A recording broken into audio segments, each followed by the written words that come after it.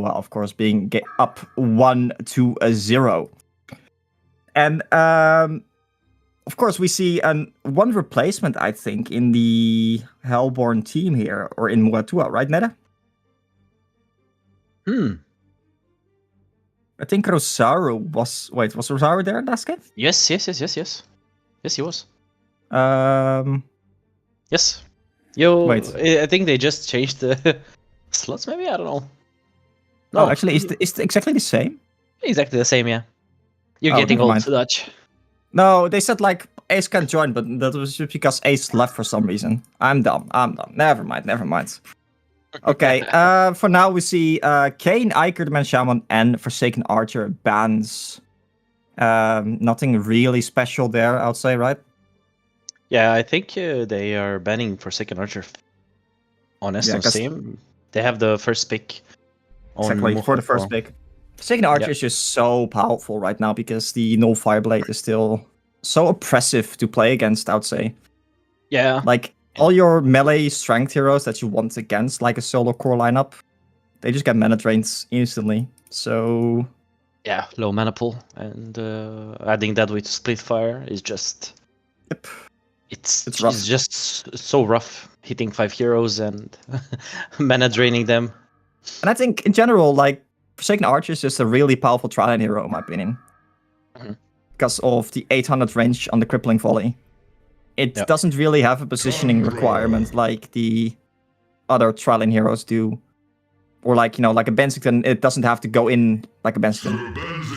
Speaking of Bensington, we see him picked up here on the Hellborn side and Tundra on the Legion side. Now, Tundra in the hands of a Thai team is, of course, difficult to play against. So we saw Tundra doing quite well last game, I would say. But he still wasn't really able to do much. Why do you think that is? Oh, I think I don't know. He did really good with controlling his bird, rotating bottom, which worked really good. But I think he didn't really have someone to make plays with, right? Yes, yeah, that's what I meant. I think they didn't fully use the Vindicator ulti when they had to. Yeah, so to prevent like Monarch healing or Monarch anti-stunning. Yeah. A couple of times the Vindicator ultimate just was missing or didn't happen or whatever happened. I don't exactly know. Maybe it was pre-used or late used. No, it was like the couple of times that I checked, it had charges, which means that it was at least like unused for seconds, 20, 30 seconds, yeah. No, longer even. One charge every 4.5 seconds, and it had 30 charges. So that means like a couple of minutes. Oh, no, wait. It comes off cooldown with 20. So only 45 seconds. Okay, never mind. But anyway, I like the Bensington and Nemphora combo. I've talked about this a couple of times already. I think you need... If you're playing Bensington, I think you need something to sustain him if he goes in. And Nemphora is just like a natural for that. Bensington and Nemphora does kind of scream tri-lane to me.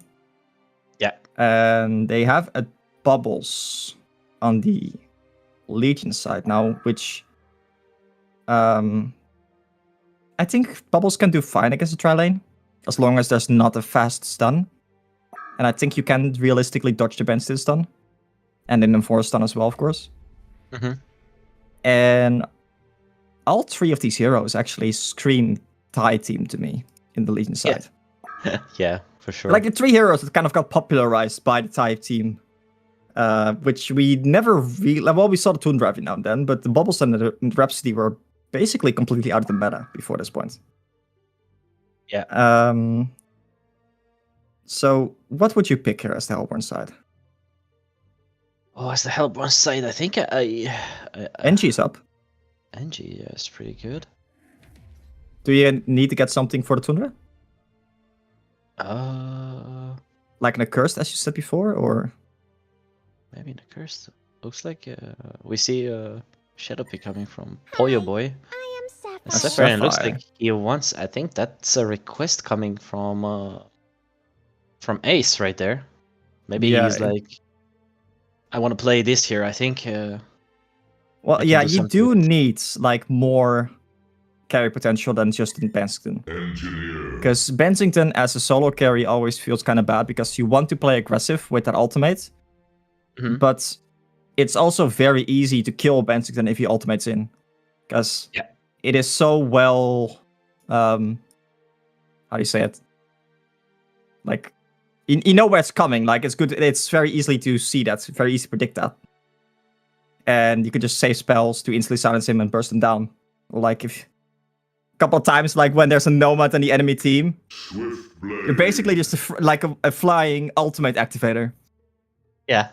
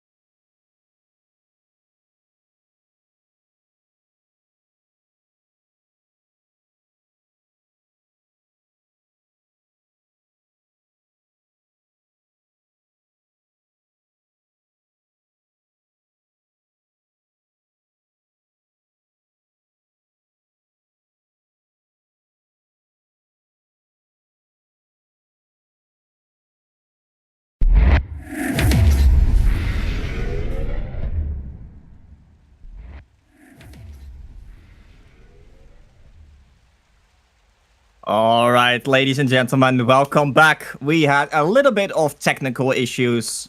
I think because it was it's actually Mother's Day today. So guys, if you haven't yet, give your mom a call.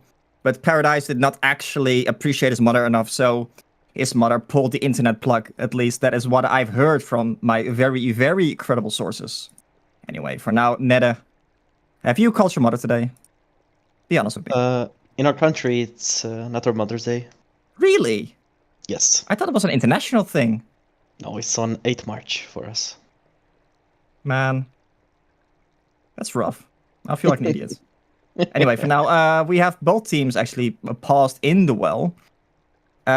With, of course, the last pick for the Hellborn side being the Pharaoh. I don't know if that still came true and exactly what did not came true. But for now, how do you think they're laning this?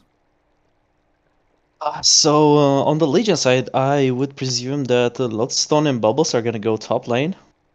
Tundra is gonna be 100% mid, and we're gonna see probably Swift and Rhapsody on bottom lane. And on Hellborn's side, we're probably gonna see a tri-lane. Think aggressive tri-lane with Bensington, Engineer, and Nymphora.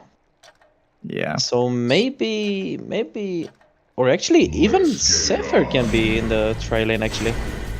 So, I think Sapphire does better in the solo or in the mid lane, because with the Sapphire you want to stack and pull the heart in the medium camp. So, but okay, Nymphora did actually port top to get a ward there, but that does not mean that Nymphora is going. Oh, wait, maybe they are.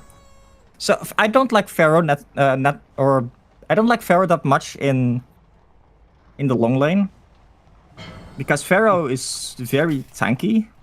Pharaoh has the high HP pool, of course, but he can still get boxed out of the lane quite easily by good support. Yeah. Something like a Rhapsody. And the Swift Blade, of course, if the Swift Blade gets Ghost Marchers and the Pharaoh's not careful enough, Pharaoh can still easily die. And meanwhile, in the top lane, Lodestone and Bubbles are potentially quite dangerous. They can play it pretty aggressively. Of course, like the heal pot from Nymphora, it can actually do quite a bit to keep him alive, but Lodestone just has so much unexpected burst always. Yeah. And even Bubbles, I would say, has a decent bit of burst with the Song of the Sea currently doing 100 damage level 1. Yeah. Bubbles can be very deadly if when you actually skip the takeover. I've seen that like the Thai players skip takeover a lot, actually. Yeah. Don't know if that's like the most common thing to do. But yeah, okay, so they are sending the Bensington to the mid lane. Think about it. So if you want to apply pressure to the Tundra, and Tundra might be in a little bit of trouble here, because look at this, the Engineer's coming from the backside, and Tundra is going to get stunned in the wrong direction. That is unfortunate. It's still a decent bit of damage on the Tundra there, and he also misses some last hits, which means that they are, I think, fine with this. Tundra forced to pop a potion, which they actually cancel. There's a little bit of damage coming in from the Hellborn side here again on the Tundra. So the Tundra is actually going to be in a little bit of trouble here if he doesn't actually get more region sent. Because Engineer and Benston still both have like a decent bit of mana. The Benston going in again, he is not going to attack there, which means that the tower is not currently going to aggro. So Tundra and the Benston are likely going to both be fine.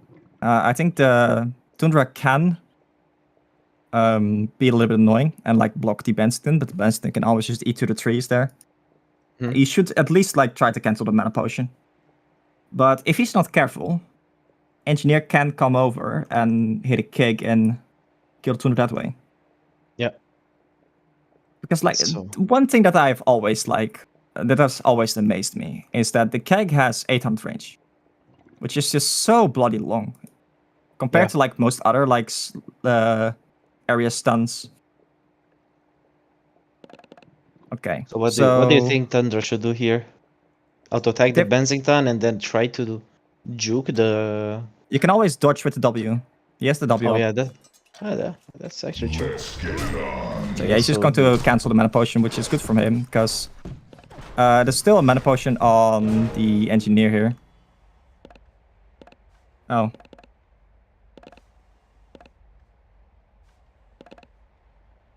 Yeah, apparently both sides are lagging quite a bit here. Meanwhile, oh, look at the top lane actually. I don't know if this is because of the lag. It's very possible. I mean, they cannot just remake until like both teams agree with it, though. Right? Yep, What are the rules on this? What do you think? That's true. Yeah. Have the servers been good in like the last couple of games? Or like the last couple of days? No, everything was fine. So no service issues at all? No. Maybe the servers are taking the day off. Yeah. They're in Greece. Oh man. But how do you think, like, who should be winning each lane here? In the top lane, it should probably be Bubbles and Lodestone winning the lane, right? Yeah, for sure. I think Nephora she's gonna get stunned and she won't have time to use the volatile pod in time. She And has low level, yeah. She has. She doesn't have a volatile pod yet. Which yeah. always like. I don't know if it's just me, but I like Nymphoras that level their Q first, because it is like so much healing and damage. It's like 170 base heal and damage. I believe they 30 plus 120, 150 heal and damage. And that is it's insane to me, because like it's not like it's a small area or something. If you know, like the old Nymphora Q was like a really small area. Yeah. But this Nymphora Q is insanely big, meaning that like it's really easy to hit multiple people with it. And of course also just like sustain yourself, so you can just like pop it down, heal yourself, and keep on the auto attacks. Instead, like the stun, it's 100 damage for like a 1 second, 1-ish second stun. If you're trying to play aggressive, I can absolutely see the stun level 1, but I don't know. Against this lane, against the Lodestone Bubbles lane, I don't think you necessarily want to be playing aggressive. Or do you? Yeah. I think it depends a lot. But depends on what? On the positioning, because right now how they or what they tried, I think Nephora just got out of position, maybe due to DCs. Because right now they're in. But oh, did the server crash actually? Okay, apparently I'm getting some side intel that the server did apparently crash completely. So that makes it very easy to decide whether or not we should remake. The server has spoken. But for now, that means that we are going to go to a new game. So nothing really that matters, or nothing really that is being done here matters too much. But in theory, right? If you're playing the Nymphora plus the Sapphire against Bubbles and Lodestone, you want to play that lane slowly, right? What I mean with that is, I think you want to just kind of have the Sapphire like trade hits with the Bubbles, use the quick shields from the Sapphire to basically sustain yourself by quite a bit. Have Nymphora sit a little bit in the back, and I think you should be fine then. I don't think they can kill the Sapphire if Nymphora is protecting him, because you can always just like pop the stun and pop the fall up to pod. If they try to go in on the Sapphire. But if they ever go in on Nymphora, there's not that much that the Sapphire can do to protect the Nymphora. Because, actually getting multiple people with your Q is quite difficult as the Sapphire. So that is why I kind of like the volatile pod level 1. Do you disagree or agree with that, or? I agree in some terms. I disagree in other terms. It just depends. In this case, on this situation, in this scenario, yeah, I agree with you. Yeah, but like in a theoretical sense, if you just Yeah, run a fresh lane, yeah. right? I think it can work. Because I like, who is stronger level 1, you would say? I think like Lodestone plus Bubbles, they both have like high attack damage. And especially like Lodestone, it's just really tanky level 1. Yeah, as you can see, is 644 HP at level 1, Yeah. while Nifora is only 470. And Should you have bought Bubbles, like more stats on it for him, maybe? maybe if I think they knew how they lane. So yeah. I think like Nymphora only has. We should probably leave the game actually and rejoin the new game. The new game. Okay.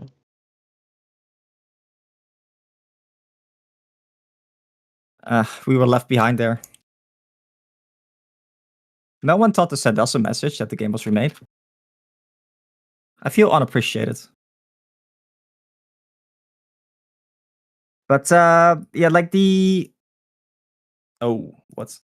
Okay, but like the lane in general, I think as Nymphora and the Sapphire get levels, I think they do become stronger than Bubbles and Lodestone. Of course, like once Lodestone hit level 6, you do absolutely need to be careful. Mhm. But the Lodestone early on, because he did not actually level his E, his shield ability, it's quite a weak hero in the lane, I would say. Right? Until he hits level 3 at least, and then his W is suddenly going to do a shit ton of burst. But that's why you have the healing from Nymphora. Yeah. To kind of offset that. Because of course, like Lodestone also hits himself when he does that. So I think it's, if you were to freely like choose how to lane this, would you want to maybe run a tri lane this time? Sorry, what? Sorry, say again. If you if you were able to like freely adjust the lanes at the moment, would you want to run a tri lane? I think so. You should, right? You're kind of Or like, forcing a Lodestone to roam around. yeah, or maybe just like secure the Bubbles farm. Because Yeah. Bubbles, I think they usually go for spell search or like spell. It's called Well, Grimoire. normally Bubbles should not be able to farm against the trail lane for sure. Hmm. And I would still put the Benzington in the trail lane.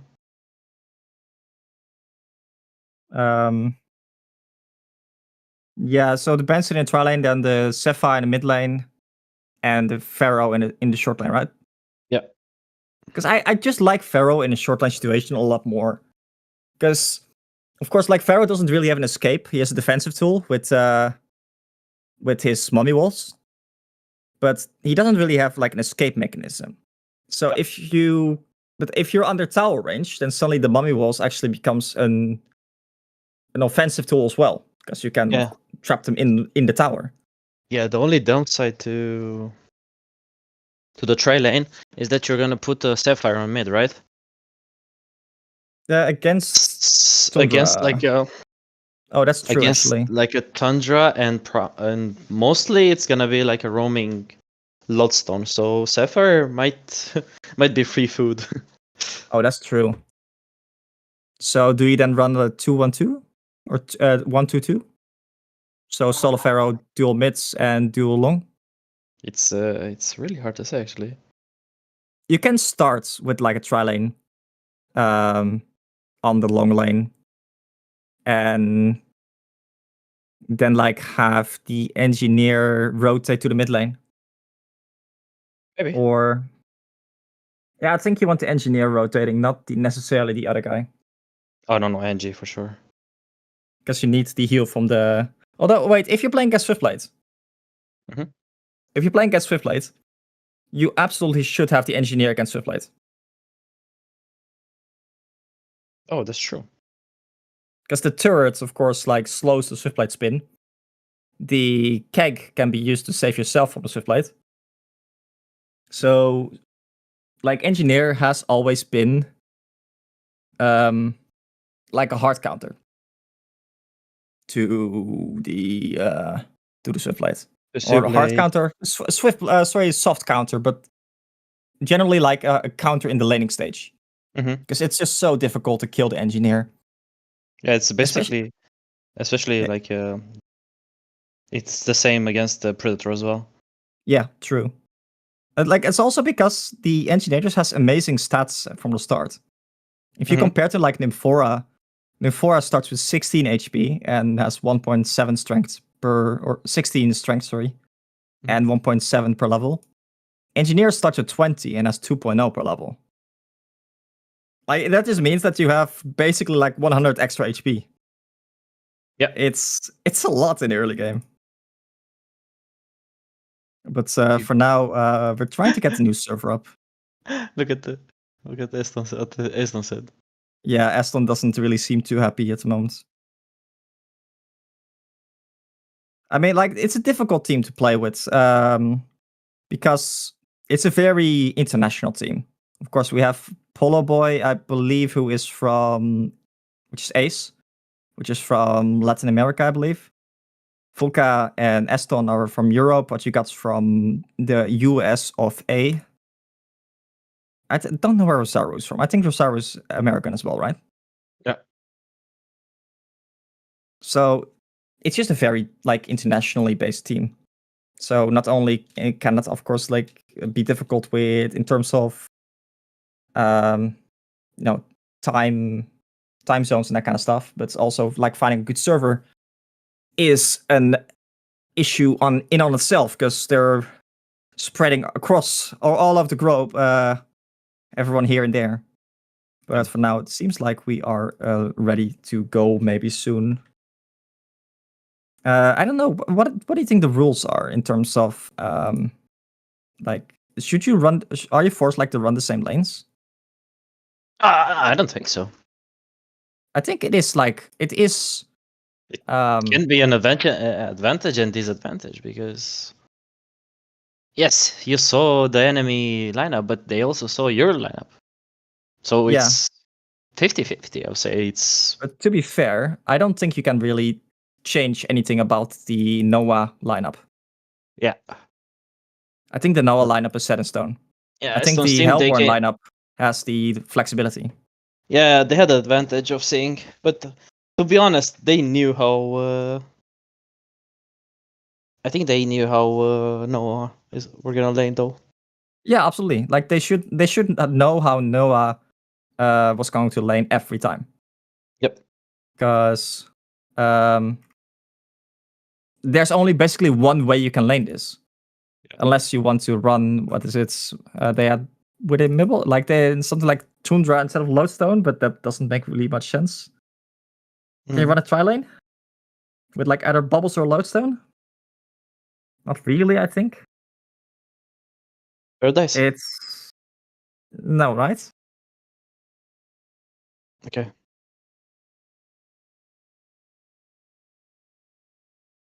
Stream is still on, right? Or not? Okay, perfect. Yeah. Otherwise, I feel like I've just been talking for no reason for the past. Wait, they can 10 minutes. Yeah. They can keep we hearing. stopped stream like an hour ago. What are you talking about? No, anyway. For now, we're going to get back into it. I think the game mode's all picked because, of course, we're going to have the same picks, which means that we should get back into the game really quickly, which is nice. But all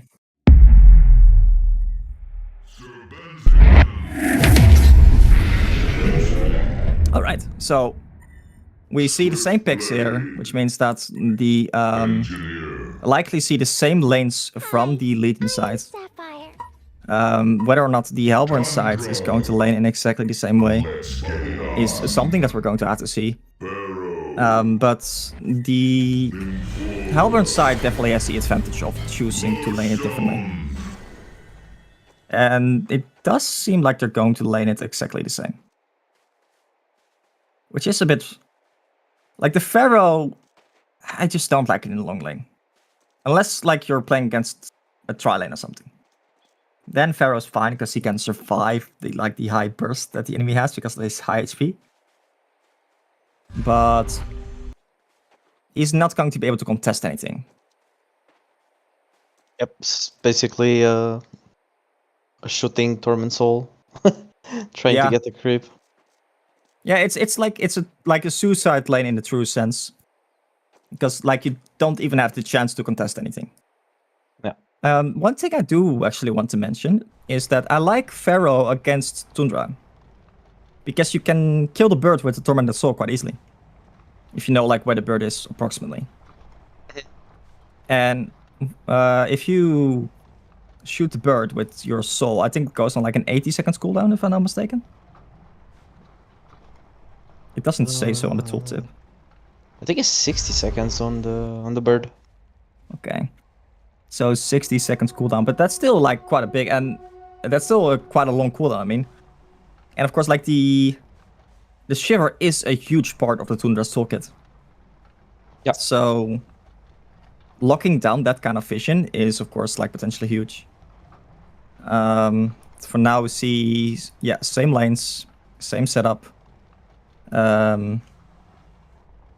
The Pharaoh is likely going to suffer in the bottom lane again.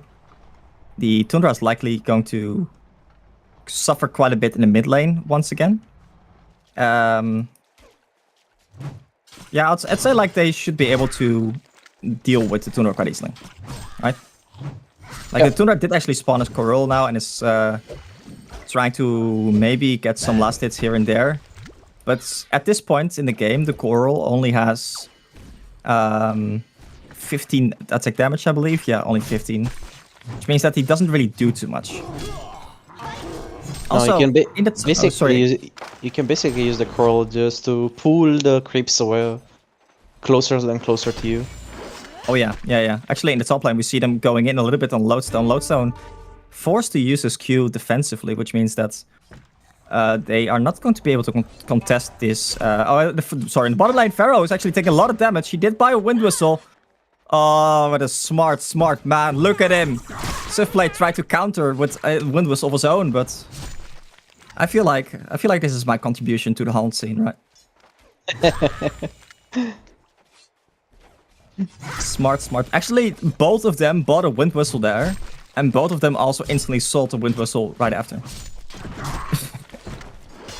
I kind of love it. Anyway, Bensington, of course, taking a lot of farm in the mid lane at the moment. Tundra not really able to contest too much. He does have 7 last hits, which honestly definitely not bad. Versus the 12 on Tundra. Actually, the Bensington going in on the Tundra here. The Tundra not actually getting stunned to the right direction, which means that he is going to get very low. And in the top lane, we see Nymphora taking quite a bit of damage here. Both the Lodestone and the Bubbles are chasing him. There's 6 seconds left on the Shell Surf from the Nymphora. So, and Nymphora also, he does have his heal pot now.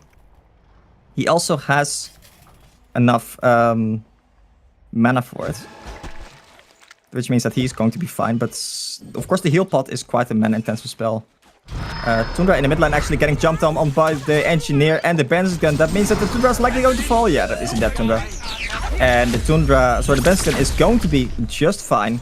Meanwhile, the bottom lane, we see Pharaoh actually being spun down by the Swiftblade, and he is likely going to fall here. Yeah, the Swiftblade takes the last hit. Of course, like the Mummy Wall's not really that good of a defensive tool against the Swiftblade, because if the Swiftblade can get close, you're just going to die. Like, there's nothing you can do against that. The Hellfire also doesn't really save you, for obvious reasons, I'll say. But for now, if we look at the top lane, who do you think is ahead right now?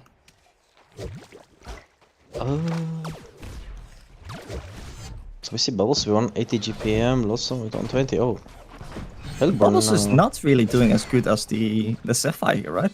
Yeah. I don't know if he's been missing creeps. Would you expect him to? Like, the Sapphire does have more base damage and like a better attack animation. Maybe this was due to Lodestone being really low HP. Yeah, he did actually run to the Ancients to deny himself. To commit Sudoku, yeah. Exactly. As a smart man would say. No, and in mid lane we meanwhile see the Tundra falling once again. So the Tundra is definitely having a bad game. Although he did actually manage to buy his bottle, which will sustain him pretty much. They also are going to take both of the runes. The Benston picked up a region rune in the top lane. Okay, what do you think about Malfrats first on the Benston? I think it's fine. Because right now he already has one charge. Top lane, look at this, they're going in on 2 people there. Lodestone doing so much damage in the 4, and the 4 actually going down. But the Lodestone is likely going to fall here in return, is he? There is boots on the... Sapphire chose to not chase the Lodestone. Engineer coming over, Sapphire not going for the Lodestone, which means the Lodestone is likely going to live. That's interesting. I mean, that's a mistake. Quite clearly and quite unambiguously, I'll say. That should have been a dead Lodestone. He has at the very least, cancel his HP potion. At least, yeah. Nymphora just... So both of them actually stacked up there for the Lodestone stun. Which is definitely a positioning mistake. Do you think we are going to see a dead Pharaoh in the next 10 seconds? He does have boots now. But I don't think that's going to save him. Yeah. That is a port from Engineer that's going to get cancelled. But yeah, the Pharaoh not really able to do much against the Subplate plus Rhapsody here. Good rotation from Rhapsody, I'll say. Going all the way around to bully the Frenchman from behind. Meanwhile, on the top lane, like the Sapphire is doing quite decent still. Not as good as he was, but Bubbles also recovering quite a bit with 20 last hits now against the 32 from the Sapphire. But the death definitely does hurt him a bit.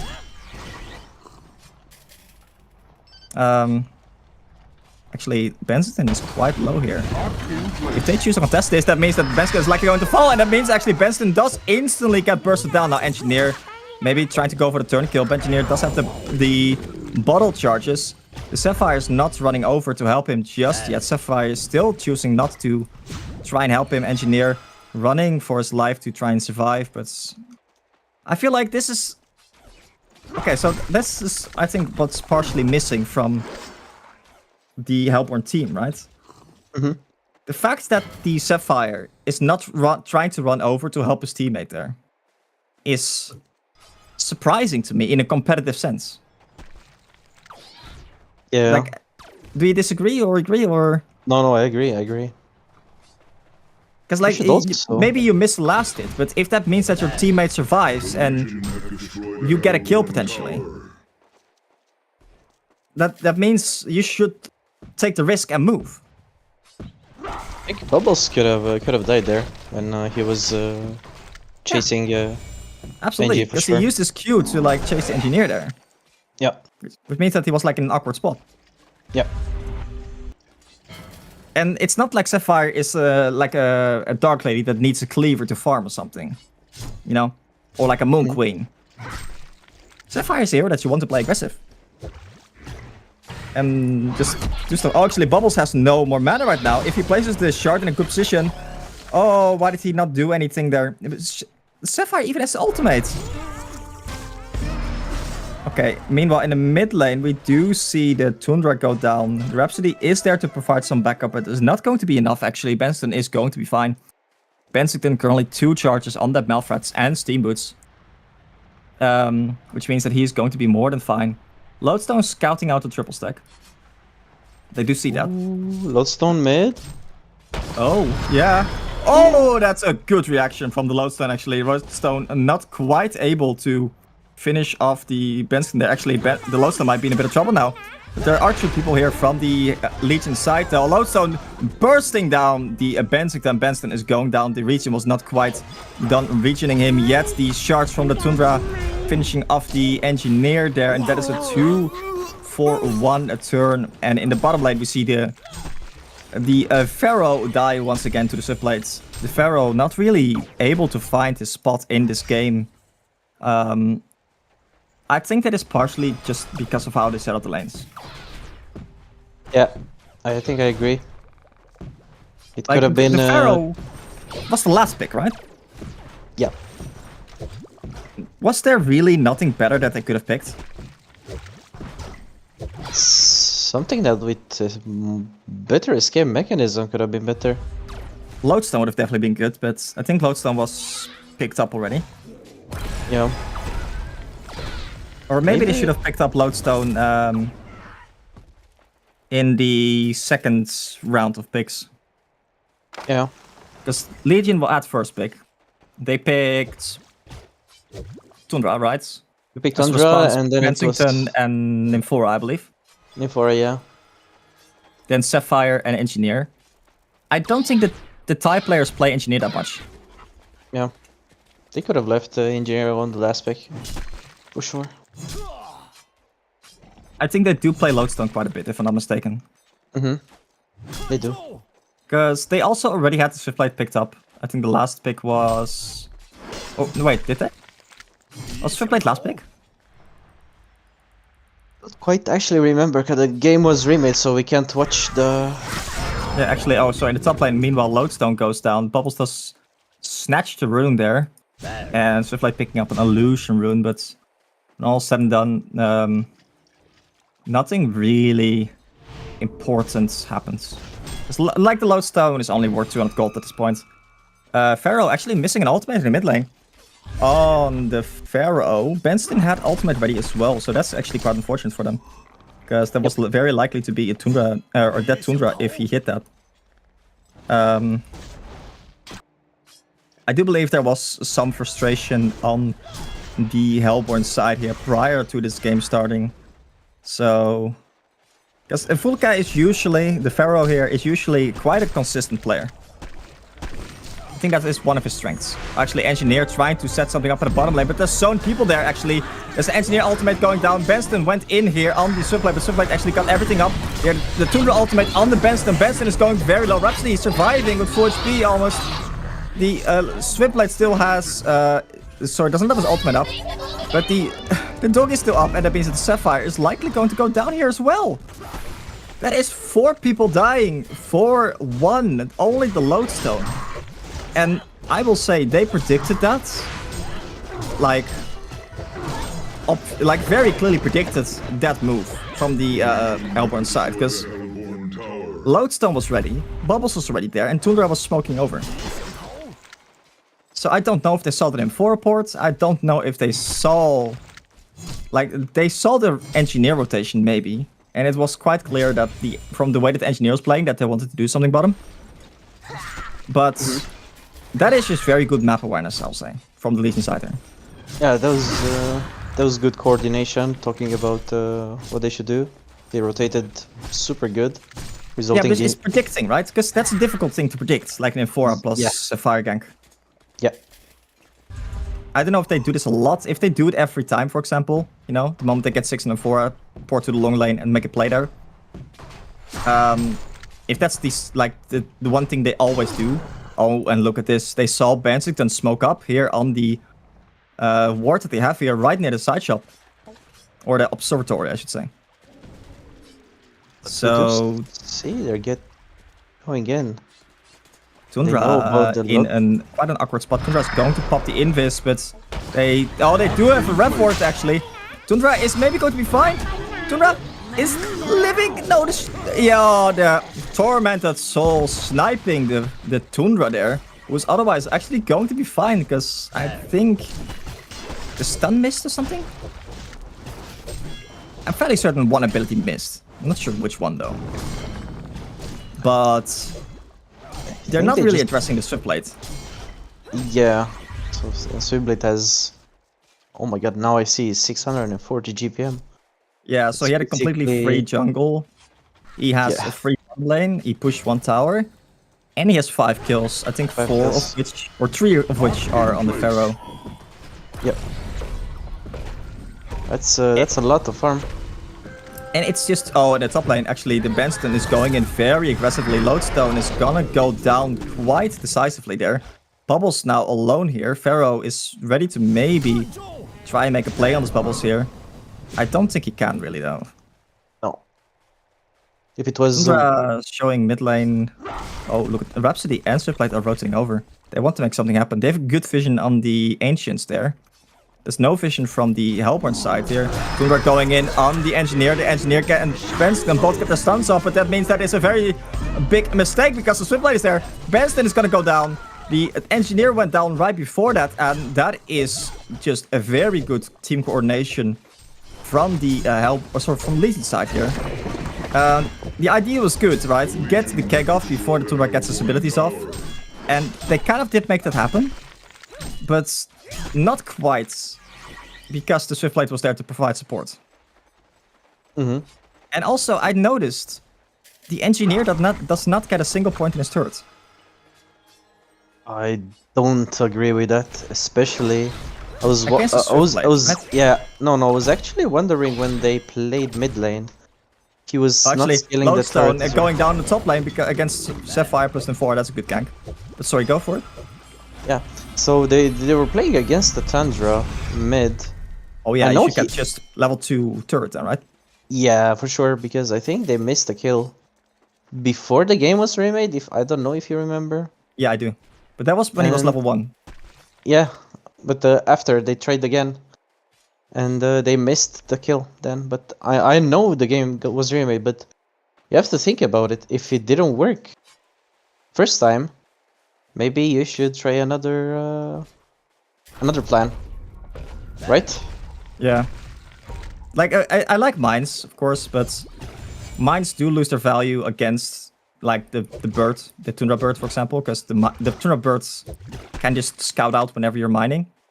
Mm-hmm. I don't think it can proc the mines, but the dog can.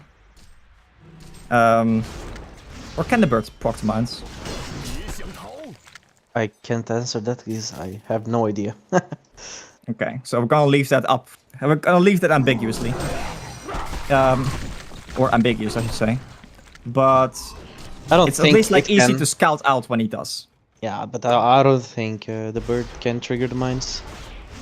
It can die from abilities though. It does. But I think it doesn't just trigger them.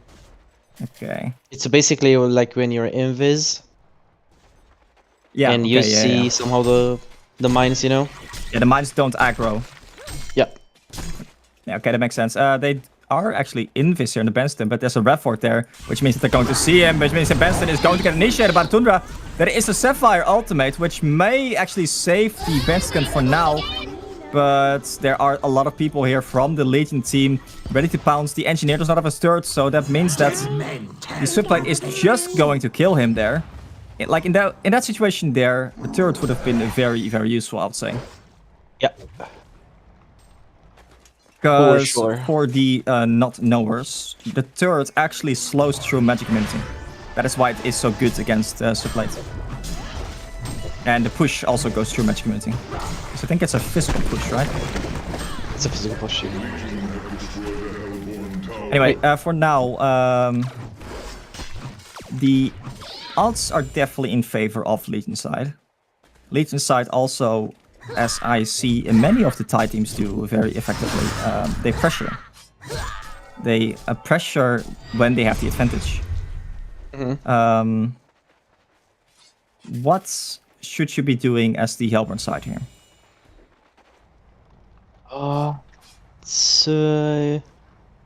Normally what you want to do is like maybe do some pickups, but it's really, really hard against the Tundra bird and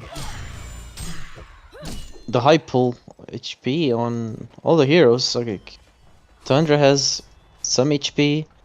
Yes, possible now, which does actually tank him up quite a bit, yeah. Yeah, and Lodestone, look at his items. He only has 3 strength coming from from the chalice. No, 4. Also 1 from the link.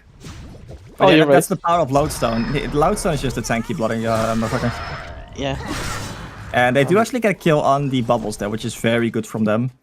They want to set something up in the top lane. We see... I thought like a Hellflower on the Pharaoh, but that's just a recipe. Oh yeah. Actually, Tundra is getting stunned here by the Tundra. The Tundra is dodging the stun from the Benston. The Engineer now gets jumped by the Tundra ultimate, and the Lodestone jumped on top there as well. Then 4 running with 1 HP. Bensington and Pharaoh now running for the lives here. There is a mine trap there, which I don't know if the enemy knows.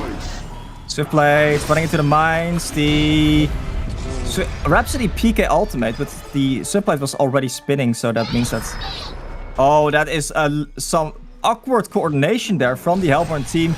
The ultimate from the Sapphire actually saving them from the Benston stun. The Sapphire now in trouble. Sapphire taking a lot of damage. The Rev Ward's down and the Sapphire goes down. Which means that the Pharaoh and the Nymphora and the Benston are now in trouble. Rhapsody plus Swiftblade are here. The Benston is going to live most likely. There's a Bubbles ultimate on the Nymphora in the backline, which means that Nymphora's going down. And that is a 4 for nothing? Yep. This, it's just 3 for nothing, I think. 3 for nothing, yeah. It's just lack of coordination on the Hellborn side, right? Mm-hmm. Just, I think that is like, it's a very simple description for what's going wrong. Yeah, it's not only this synchronization, I would say, the synergy, but the thing is that the Legion side has a lot of items to respond with. They have the puzzle box coming from Tundra. They also have the PK coming from Rhapsody, which can help Serb to position it herself so much better. Yeah, Bubbles has the escape mechanism. It's I don't feel like it's the loads or the help. Sorry, I don't feel. Oh, actually, Lodestone using a stun there to carve a path for himself, and he's actually going to TP out. Funny enough. But I don't feel like it's the Legion sides playing very well. Rather, I feel like it's the Hellborn side playing poorly. Yeah, that's a little bit of the a factor as well, because I think those misplays coming from Sapphire, I think, not helping the team, not killing Glowstone there, maybe. Yeah, but also just like the ultimate from Sapphire there, while Sir Benston went in, and then they messed up and they were completely unsure what to do. It's I would say it's not that easy to know when to ulti with Sapphire and not. Yeah, no, I know. Like, it's a very awkward ability to use, because it's the same thing like with an Succubus ultimate. But Ace has a lot of experience with Sapphire, so he knows how the hero works. Yeah, he knows like how to play with it. Yeah, I don't think it comes with the experience of the hero itself. I think it comes with the experience of knowing what's actually happening in the fights. Yeah. Like what you want to do, like when is the, in your opinion, I'm trying to like ask the question as openly as possible, when is the right time to use the Sapphire ultimate? I mean, the most common usage for Sapphire ult is to disrupt. Oh, sorry, in the mid lane. Sorry, in the mid lane. Actually, they're going in the bubbles, but the bubbles actually takes cover. The engineer stun, which means that both the Pharaoh and the engineer are just going to get picked off there. That was also quite recent after they took Congo there, and they're jumping at bubbles. So Pharaoh is only 1 second stun, I believe, right? For ultimate. Yeah, I think it's 1.5 at... Oh yeah, 1.5 at level 2, yeah. So that was risky, and some questionable plays coming from Hellborn's side, I would say so, during this game, which may have been costing them a Rex, I would say so. Yeah, because it's all they already respawned, so I don't think it's gonna cost them a Rex. Maybe not.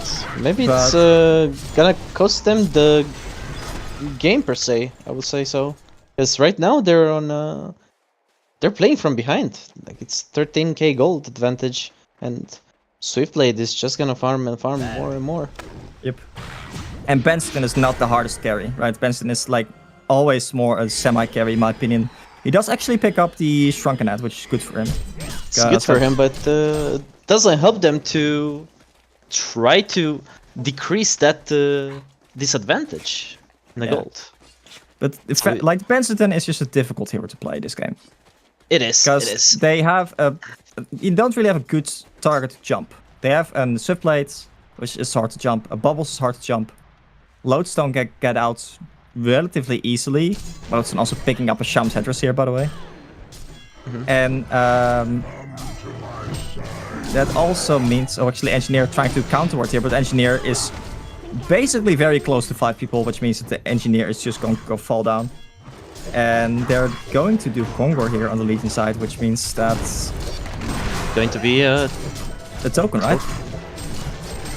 Yeah. Tundra is also just so good for Kongor.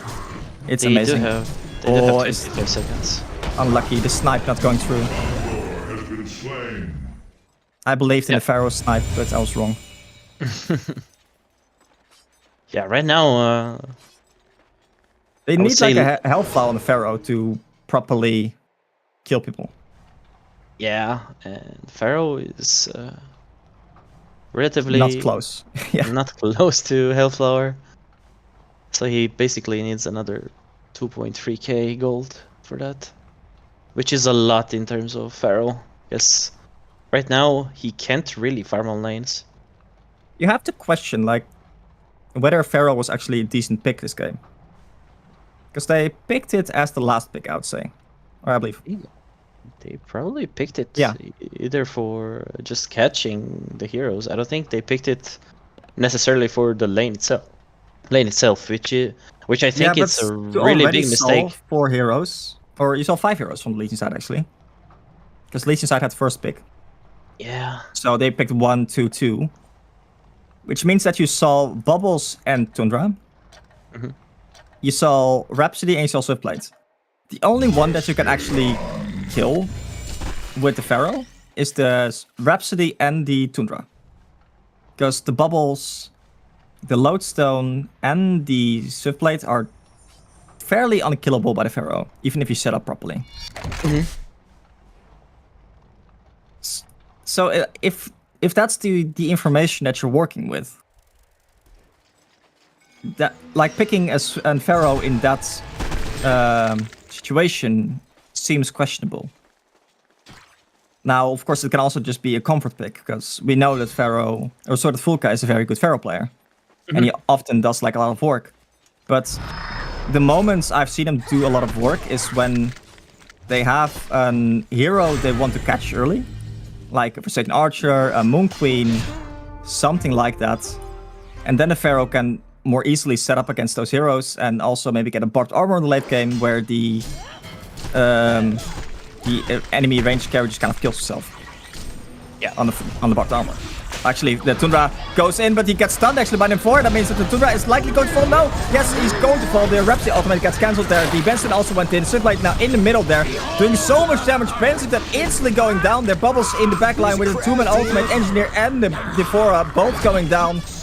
The Sapphire actually still up and running there. The Benston popped back. The Lodestone is now in the fray still. Benston stunning in there. The Swiftblade using his token. Engineer also buying back, I believe. That means that now 2 or 3 buybacks. The Legion side, or the Hellborn side, wants to get something here. Swiftblade in Invis, standing around here, and that's a Sapphire ultimate.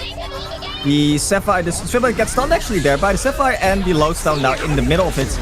The Bubbles did snipe the Engineer and the Nymphora, but Lodestone and the Bubbles are likely both going to fall here. Bubbles has his Q up and is going to be fine for now.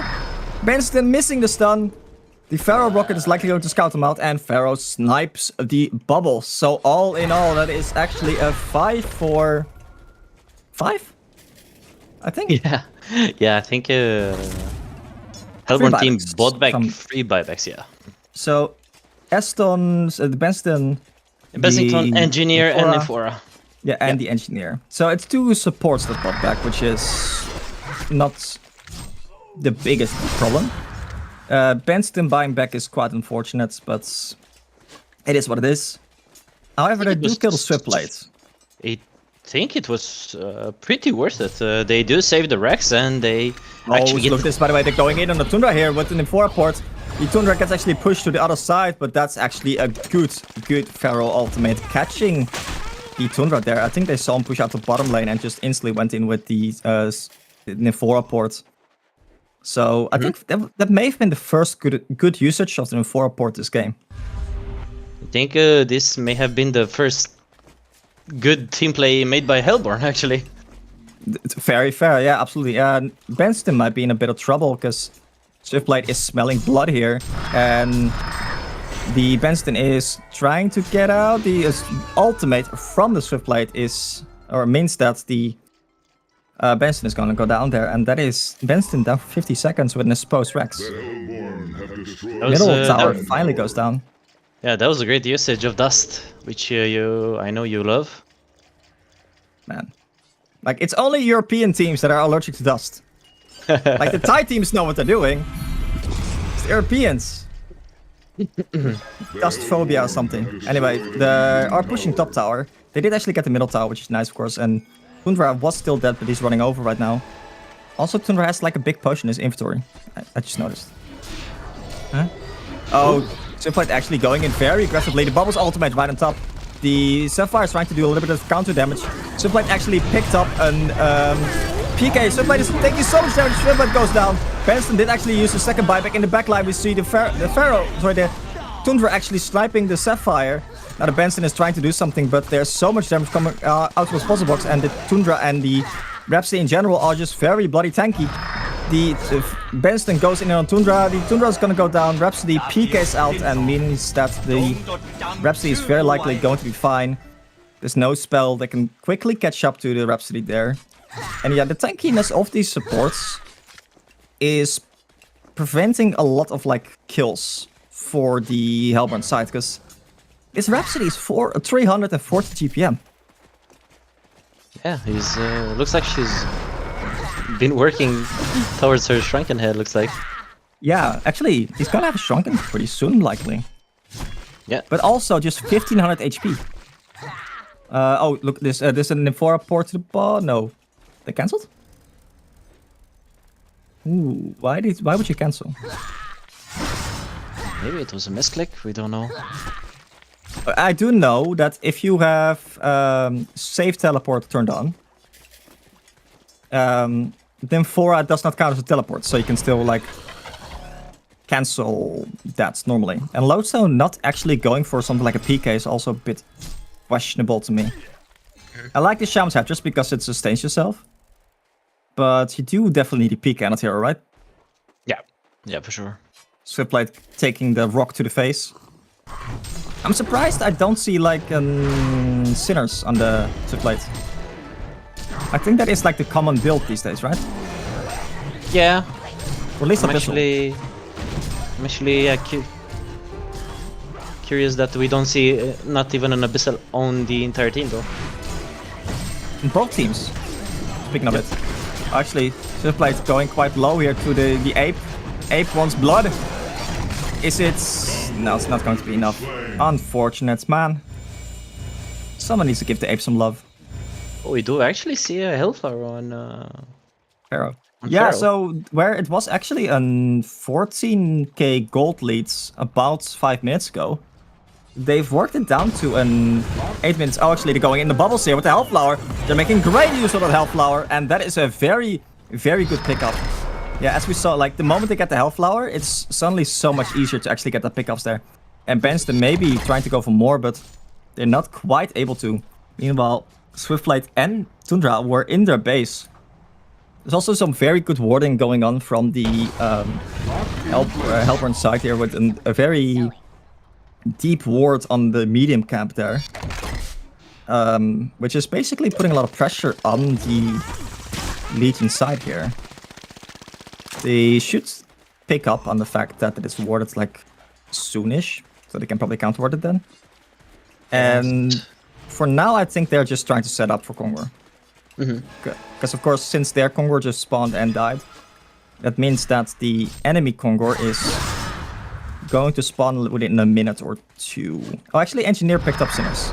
I just saw that. Damn. That's didn't expect that. I thought we were gonna see a staff engineer. Yeah. Which you can be really good against Bubbles and Wellstone itself. I mean, it's against good against any hero, I would say. Yeah, like in general, just like Engineer Staff is insane, right? Yeah. But if the Switchblade is likely going to peek in a spin, it's difficult to really make a play against that. But yeah, like you don't necessarily need the Perplex against the Switchblade, but of course the Silence works just as well here against the Switchblade if you want to catch him that way. And of course, like the Perplex makes it so that he cannot get his Geos off. But two teams actually smoked up here. No, sorry, only the Hellborn team smoked up. And now the big smoke gets popped by the Legion side. So the Legion side does actually have the advantage, I'd say, because they popped their smoke later on. The Swiftblade illusions are being used to break the smokes from the Hellborn side, and the Hellborn side is on a lot of pressure here. The bird is also scouting out a lot here and actually going in on Benson. That's a big stun, and Benson is going down. Pharaoh going down. That is a huge jump from the Legion side. Pharaoh actually does buy back. They are deep inside the base. Lodestone ultimating in.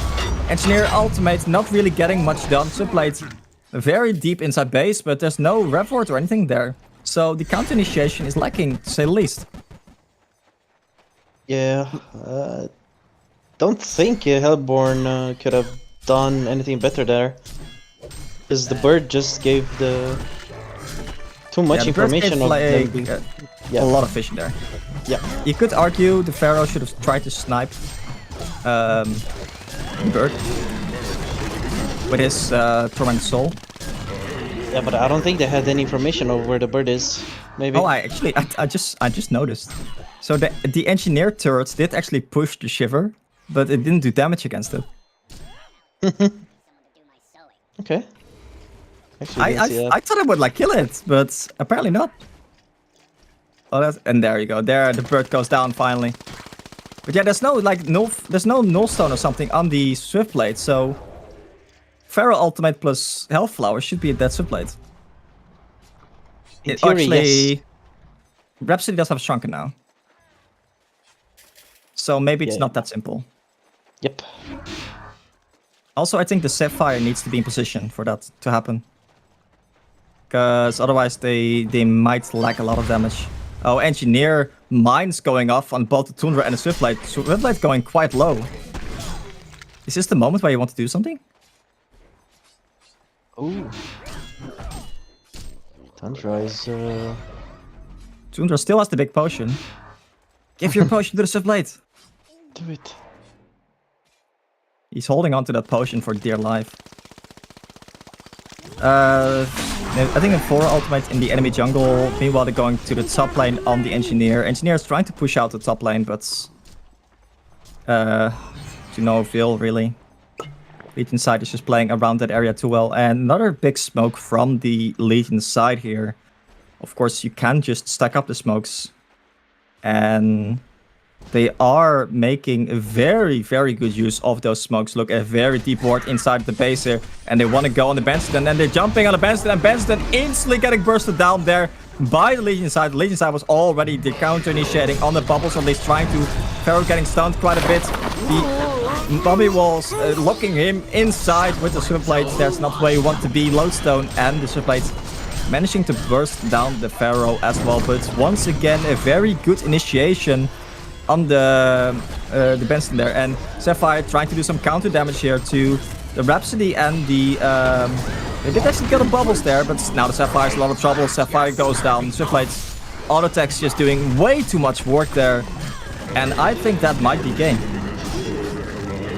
Yeah, this is definitely game. I think Bessington doesn't have any buybacks. None of them have buybacks ready up to defend the last set of Raxes. Yeah, but even with buybacks, like you're so far behind. You just lost another 2 team fights and a set of Rax. So I think this might just quietly be it. And Swiftblade also just being at 750 GPM is difficult to stop. Yep. Although, nothing to take away from the rest of the Legion side, because the supporting cast from the Legion side played really well this game. Rhapsody only dying twice in this game against a very global focused team. both the Lodestone and the Bubbles did very well on the top lane as well. So massive shout out to them for sure. They played very well this game. But for now, we are going to see Noah in the finals facing off against Lunar in the next game, which is going to come up right after this one. Neda, anything you want to say? No, I just wanna say well played to Eston's team to getting all the way here, and maybe we're gonna see maybe some changes on their. Anything you think they should improve on? Yeah, I think they should improve on maybe on a little bit on gameplay on some calls. And what do you mean with gameplay? Especially on the first game, I think they could have done way better. Yeah. I think on the so second like game. Coordination, you mean? Yeah. And just in general, like macro gameplay, as in like, everyone being on the same line in terms of objectives and what you should be doing and stuff. Yeah. That's what I mean. Because I think skill based, they're all good. Yeah. They just have to get. So it's definitely not a skill issue. No, it's a synergy and call objective. So yeah, they need to get like their calls sorted out. That's definitely something I do agree with. It seems a little bit off, and I think if they can get that sorted, they are going to be in a very much like a better position as a team here. But for now, they are of course knocked out, and we are going to see Noah versus a Lunatir in the next game. And I think we're going to be right back and set up that game. So guys, stay tuned, get a drink, and we will be right back.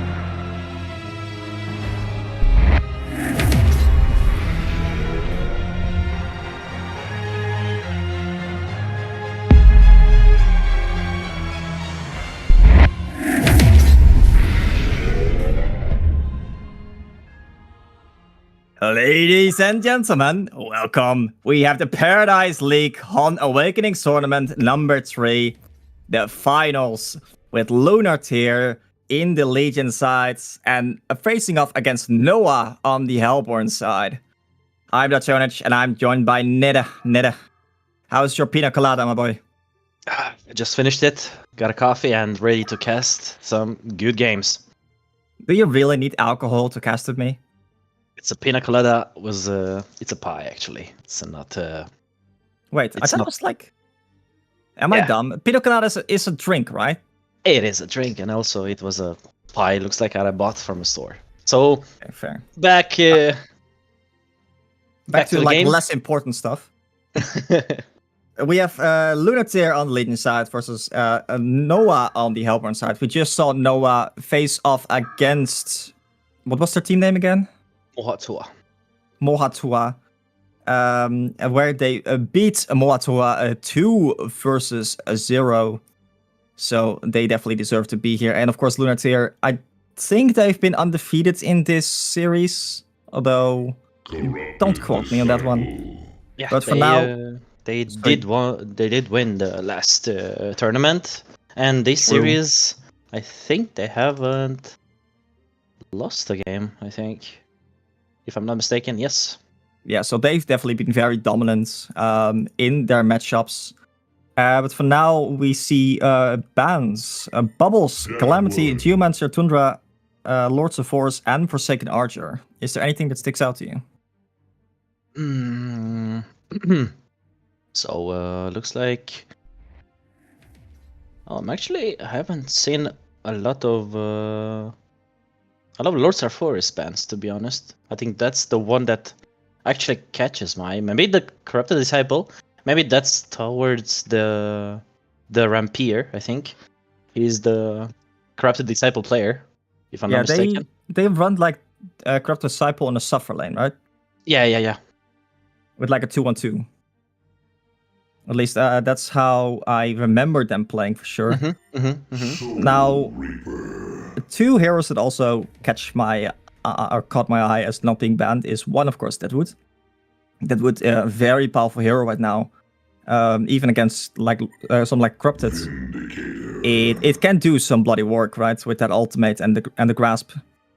And the second one is Kayn. I think I've seen Kayn banned quite a lot and picked when not being banned.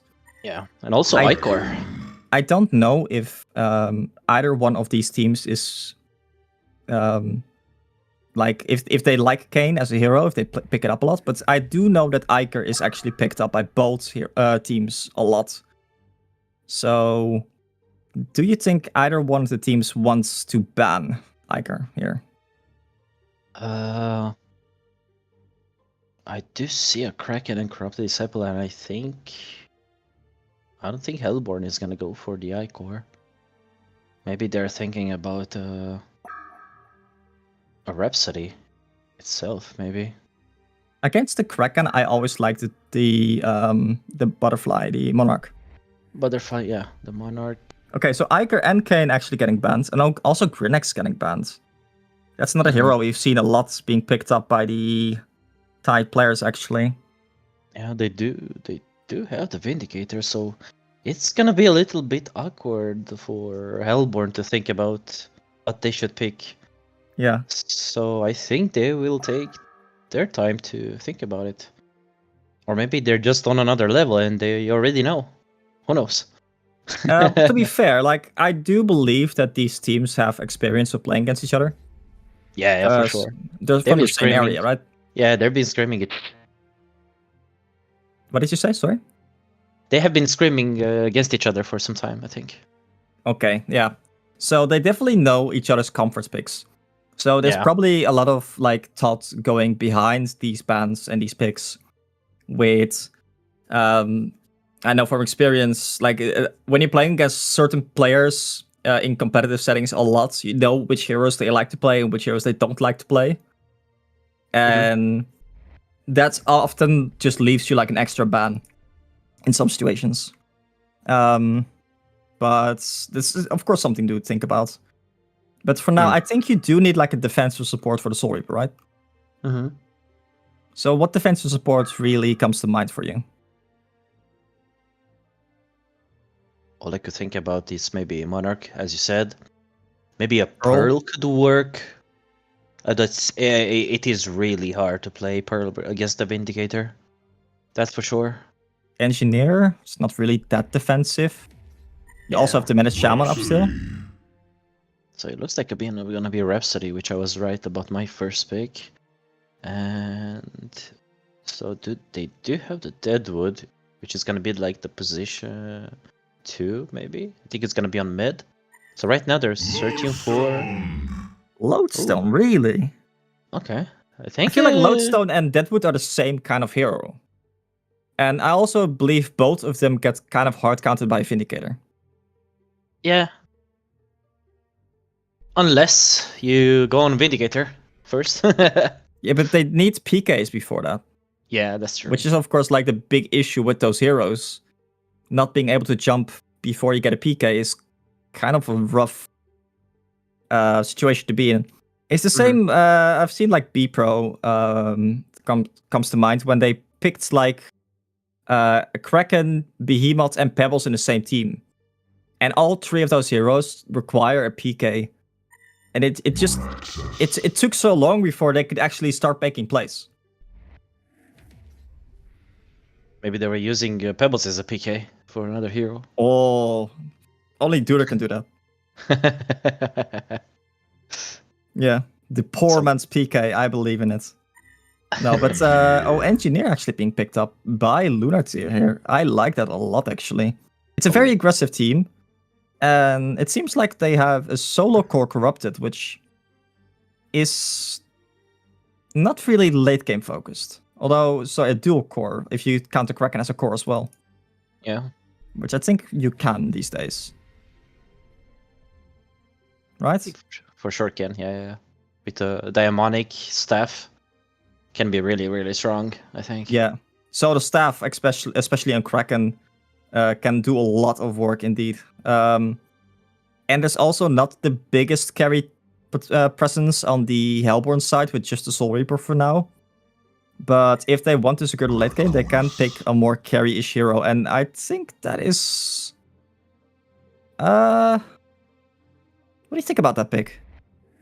It can work, because normally you go on Draconis like a Mock, and a Dreamcatcher can actually work against the Corrupted, because you're not really forced to actually attack with Draconis. Yeah, well, you don't really care about the Vindicator silence that much either as Draconis, because you can just pop down your ultimate, and your ultimate will do a lot of work in general. And of course the dot damage as well. I do kind of wonder that if they ever fall behind, they don't have anything to save Draconis. They do, of course, have Rhapsody ultimate, but I feel like that is just going to stall a little bit. And afterwards, Draconis is still going to die, because Draconis, in my opinion, at least, is always very weak early on. Especially if you look at like his stats in general. Yeah. Only 17 starting HP, or starting strength, sorry. 16 starting agility. Low armor, low HP, low attack range with 475. It's difficult to play him for sure in the early game. Yeah. That's why I usually only see him in the jungle, where you can just kind of farm and get those items that you need. Yeah. But I don't think they're going to run in jungle, right? Yeah, I'm looking at the Rhapsody stats. He has so much. Yeah, 20 starting strength and 17 starting agility and 28 starting intelligence. It just means that you can like cast a lot of spells early on before you actually need to get more mana, and that's significant. For example, if you compare that to the Soul Reaper, who only has 22 starting intelligence, you can only really get 2 judgments off at level 2, and then you need to get some more mana. That's why the E is important on the Soul Reaper. Yeah. That's for sure. But how would you lane this if you were in charge of Hellborn side? If I were in charge of Hellborn side, so I'm wondering if we're going to see actually a Woods Draconis? I think it is, yeah. Because if we're looking at his items, it does kind of scream woods to me. Yeah, and I think Lodestone is just gonna sit around roaming. I think they're just gonna give up the bot lane. I think Lodestone is likely going to go bottom lane, but they want to protect the jungle, which I don't think they're going to be able to. Oh, it's gonna be. I feel flash. the. Oh, and that's likely going to be that Reaper. The axe is actually hitting that. That's a good Lodestone stun though. A good silence on the Vindicator. The Corrupted hitting 2 people. The Q from the Dracon is hitting 5 people. And the Deadwood not actually having his Q means that I don't think they're really going to be able to get much done here. Vindicator now a little bit in bad spot, but Lodestone stun has so much cooldown. And actually Lodestone doesn't even have mana for a stun. Which is like a big part of the awkwardness of Lodestone is the 20 seconds cooldown on the stun. But that stun saved the so the Soul Reaper there. Yeah, and I think Vindicator saved his team as well. Yeah, there was not really that much counter initiation, but of course, like Draconis Q hitting 5 people. On the other hand, we do have to talk about the fact that Draconis has level 1 Q. Oh. Yeah. Okay. That's awkward. That's really, yeah, it's a bit awkward. I think he's just gonna try to pull the small camp, I think. Because, like it brings me back to all the times where you play like with a Tempest, and the Tempest levels his Q level 1, or like the Solstice levels his Q level 1, and you're just there like face palming. Yeah, do you think he's gonna pull or he's just gonna stack? I think he has to pull, yeah. And Rhapsody has to make sure to give him solo XP because he needs to get that solo XP here. He wants to probably stack and pull at the same time, but if he just kills this small camp, he should basically get enough with like 1 more creep for his level 2.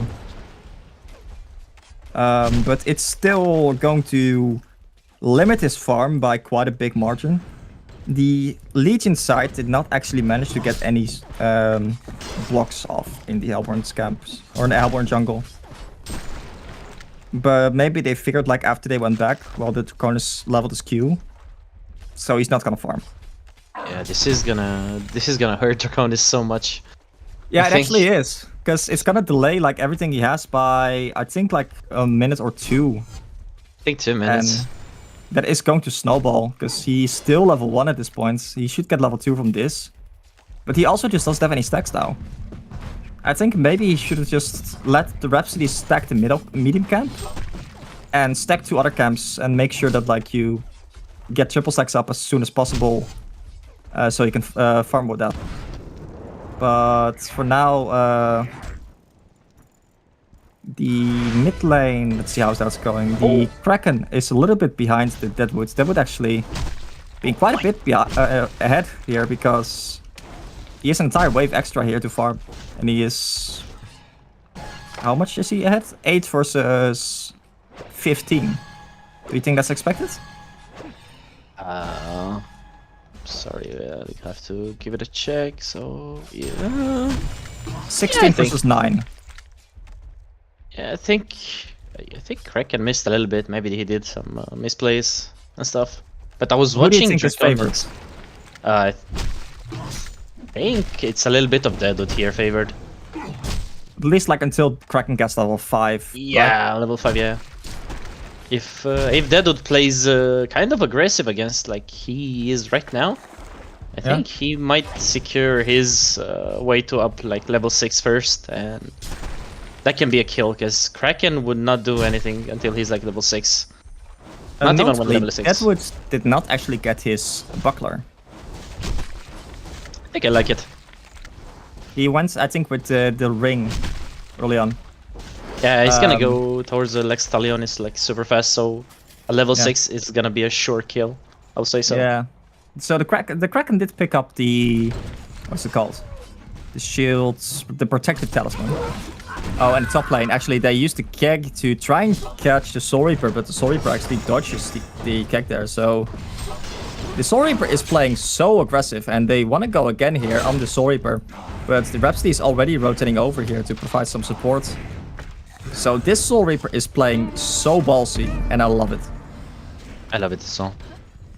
This is how Soul Reaper should be played in lane, especially when you have like a Rhapsody near you, where she can just spam the heals and you give mana with Soul Reaper. Yeah, but they saw the Rhapsody like near the pool and the medium camp, so they tried to capitalize on that, but they missed the cake sadly. If they did not do that and just chase him down, I think the Soul Reaper does die quite easily. Yeah. Although he does have 10 battery charges and a golden apple still. So you do have to account for that. And that's actually a stun hitting on the Rhapsody. Rhapsody may be in a little bit of trouble here. The Rex's stun coming out on both of them, which means the Rhapsody is going to go down. And maybe now the Soul Reaper is also in a bit of trouble. He doesn't have his level 5 yet, which means that he's going to try and TP out, but here comes the keg! And that means the Soul Reaper is also going to fall. And the Rhapsody being hit there first, and also 2 men being hit by the Soul Reaper stun, means that they just get so much value from the spells. So, well played by Mrexus and the Engineer. Aggression paying off. Yep. Oh, and even, I didn't even realize this, but Soul Reaper has to walk back all the way back to base now. Oh. Because he tried to TP out. Yeah, he has to do the Walk of Shame, which is gonna hurt him for like, I'll say 2 waves, I think. Something like that, yeah? Yeah. They're missing a lot of XP. Like, if Soul Reaper had level 5 there, I think that was probably a different story, because that increases the damage and the cooldown by a significant margin. Yep. More heal, more sustain. Yep. Dracone is picking up an Invis rune. I don't know if they saw this, but there are no stacks right now that he can take advantage of. Ooh. What do you think about this rotation here? That's gonna be another waste of time, I think. Are they gonna try to do something bottom on the Hellborn? No, I guess that's just gonna be an Invis Draconis. Oh, and he snatches actually in time the haste in front of Draconis. The Kraken doesn't have a bottle, I just noticed. Yeah. So, if he picked up that haste rune there, that would have been like... that would have been so awkward. Oh, it would have been beautiful for the Draconis, of course. Yeah. But yeah, the Draconis, he didn't really have any stacks to farm himself, and Rhapsody did manage to stack the medium camp and the hard camp here, so not too much is lost. And of course, Draconis is still farming quite nicely here. Even though he had a rough start, he's still the highest level in the game currently, together with the Deadwoods.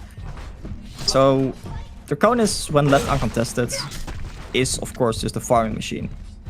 And I do like the idea of checking the enemy jungle for stacks. Yeah. Because the Lodestone has been suffering bottom lane. The Crop Disciple has basically been free farming. So in theory, it is very possible that there were a lot of stacks in the jungle. Although I do believe that the Lodestone should have been able to estimate that, because you see whenever the enemy is missing for a bit. We're gonna see, oh, top lane is actually falling quite fast, and the keg misses from the Engineer. That is a fortification used. There are now 4 people here from the Hellborn side, 5 people from the Legion side, however, so they have the numbers advantage. The tower goes down, Engineer ultimate is being used. The Soul Reaper should probably run for his life, but he's not going to. Dracone is flying back actually on the top of his ultimate, and he goes in from behind. Corporate Disciple goes down. The Engineer also going down. The Mrex is now in the front line here, popping a full ultimate both on top of the Deadwood there, and that means the Kraken is now also in a bit of trouble. The Kraken has no mana. Draconis' Q is coming up in 6 seconds. Lodestone is only 200 HP. Kraken once more. Team Axis are throwing all over the place. They're flying all over the place. Mrexus goes in on the the Lodestone goes in the Mrexus. But Mrexus gets the counter kill on the Lodestone. Oh my god, that was a chaotic, bloody fight. Yeah, that was a really chaotic fight. I think that was 3-for-3 exchange. Yeah, so what happened there was the Draconis used his ultimate. Draconis ported home, and then bottled up and instantly flew to his ultimate again. So he went in from the behind there and got his Q off on like 5 people, which is just insane. Yeah. I think like Draconis Q is a super undervalued spell compared to like how good it actually is, because the range on that spell is 825. Like, yeah. I don't really play Draconis a lot, but I always noticed when I have Draconis Q on Kinesis. But like that spell is so bloody long. Anyway, for now, Deadwood's in the bottom lane. Smelling blood. Don't know if they saw him with the ward on the medium camp there. I think he may have smoked. Or sorry, the ward in the river. He may have smoked in there. And they also may realize that something is up because Deadwood's not in the mid lane. But he wants to make something happen here. Vindicator, of course, sitting diligently behind the Corrupted Disciple. Ready to support him when necessary. And I do believe that the Vindicator can at least stall the initiation from the Deadwood here, if they want to. Engineer also nearby. I don't know if they saw the Engineer. Likely they did. Draconis flew home and is porting bottom. So they want to set up something bottom lane. And that's a Q from the Lodestone and from the Deadwood. The Deadwood also getting Engineer ultimate. Deadwood getting kicked back into the Engineer ultimate. The Corrupted Disciple is taking a lot of damage, however. Corrupted Disciple is likely going to go down. And that does indeed mean that the Corrupted Disciple goes down. But Draconis is now taking a lot of counter damage here.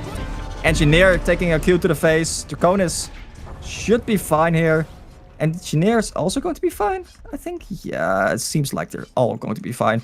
However, Kraken picked up another haste rune and he smells blood. The Rhapsody is taking being the sacrificial lamb here, taking the L for his team. And the Rhapsody goes down. This Kraken is just finding haste runes left and right, it seems. But that was well played by the Engineer, I'll say. Because the Deadwood went in. The Engineer got his ultimate off. And then Deadwood tried to run out, instantly got kegged in again. Yeah, so, and then it was followed by a Vindicator ult, which disrupted everything that maybe Deadwood was trying, or his team. That I think Deadwood was just trying to survive there. Yeah. If nothing else. And he still does not have his legs, actually. I would like for him to farm the legs and then maybe try to go for kills. Oh, we do see Sword of the Hype picked up on Draconis, actually. Oh, I was gonna do the Kongor. No. Oh! Wait. Come back here, he says. Yeah, there's a triple stacked Ancients, actually. I don't know how they stack that, but that is definitely good for them. Maybe Lodestone stacked it in the middle. Oh, so in the top lane, sorry, Vindicator is in a lot of trouble now. Vindicator is going to fall. Deadwood is going to find the Corrupted. He's going to punch. No, he's not going to punch him because the punch animation is actually quite long.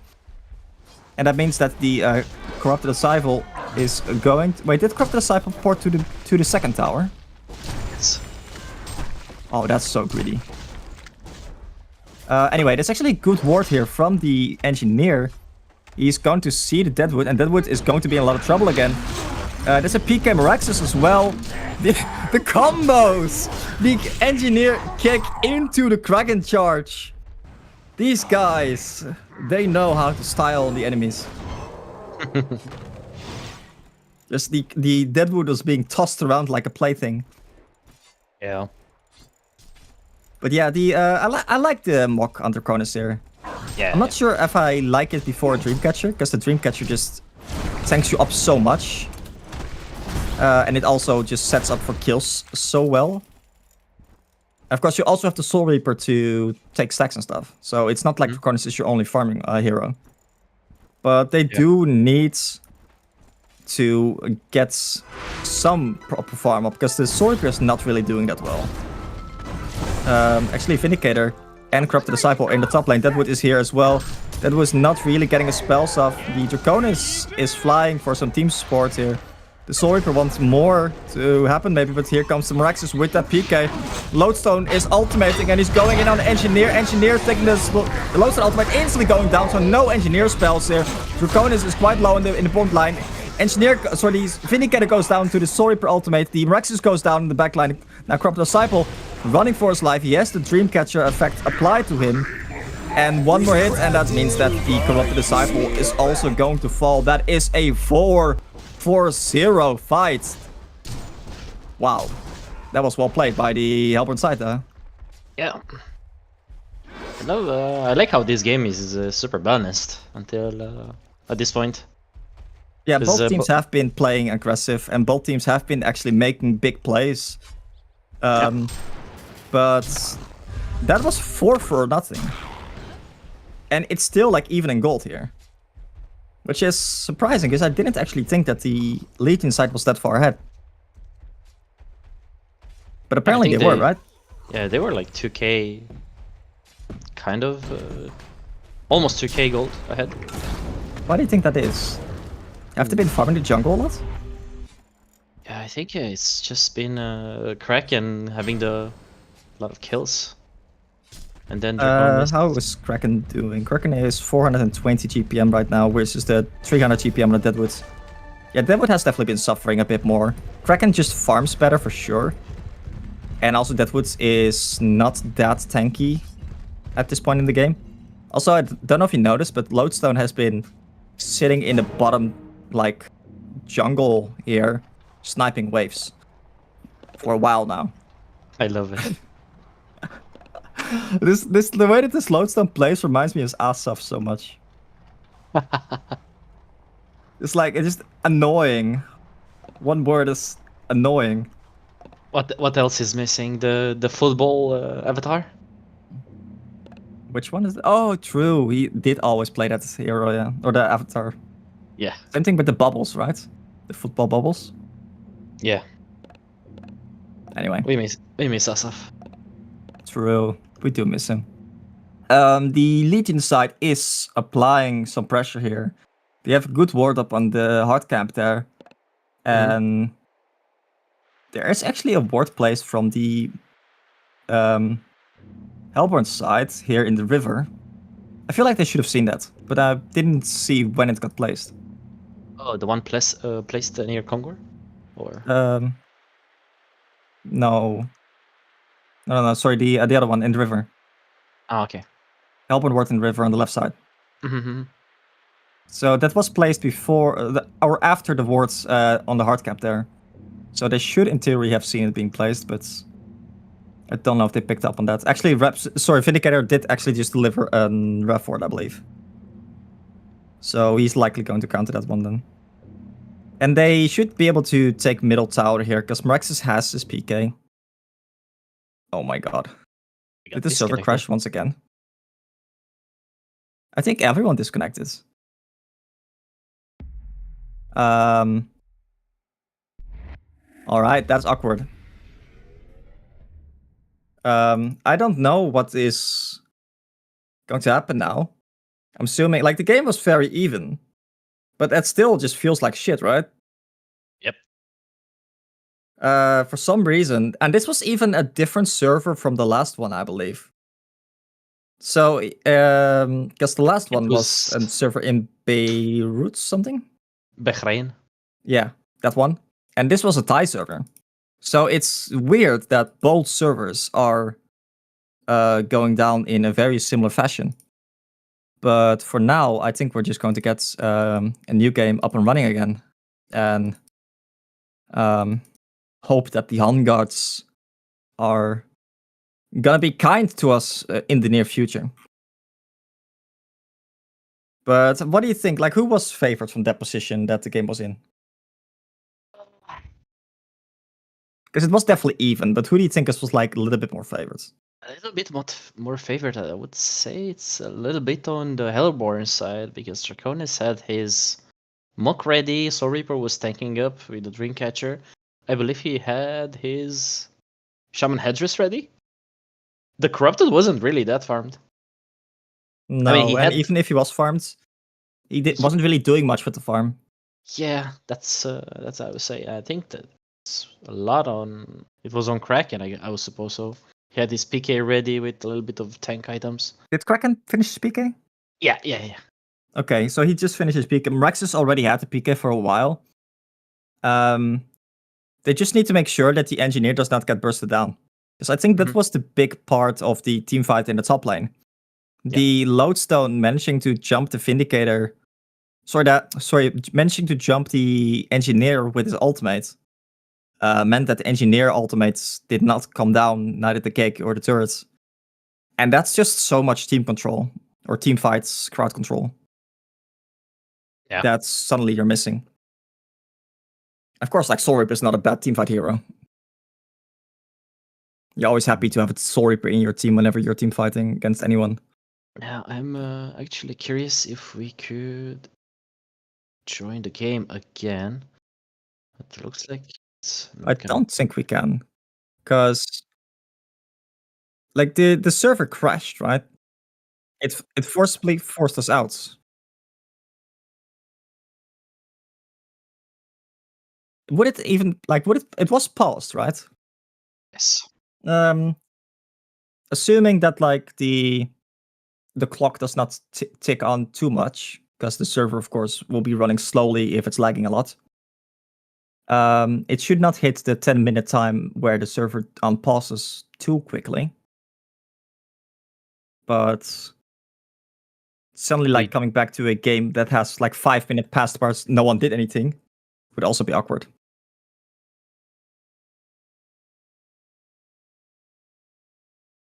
Yeah. I'm trying right now. We're just gonna try to restart the game, see if we can get back into the game. But for now, like, what do you think either team has to do here to secure the win? Because I think the initiative lies on the Hellborn, or sorry, on the Legion side, right? If Legion manages to win a couple of fights, I think they can snatch the win. Yeah, because they were locking down the Hellborn jungle with like wards and plays. I'm not able to actually rejoin the game. I can check reconnects. Oh, I am trying to join on one of the Lunar Tears team, but it doesn't look like it's gonna work. It looks like it's gonna be no response from server. But I do see them still in the game. Wait, was it just us that got like booted out? I think it was everyone, maybe. Because I had like...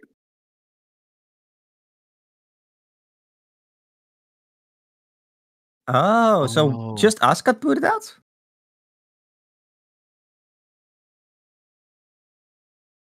Okay, so all the Thai players apparently can come back into the game just fine, but we do not pass the skill threshold to be able to rejoin the game. I blame Paradise. He is like bringing down our skill average.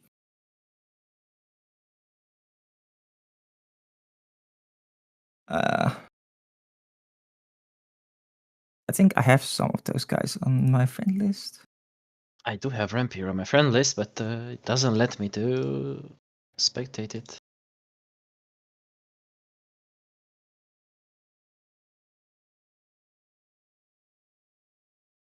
Let's see.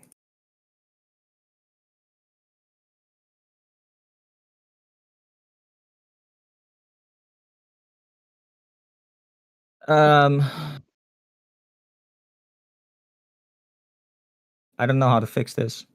Yeah, I'm getting the no response from server thingy.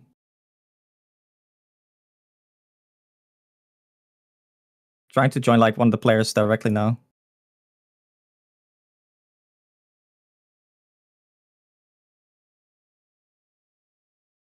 I wonder, would staff spectate work?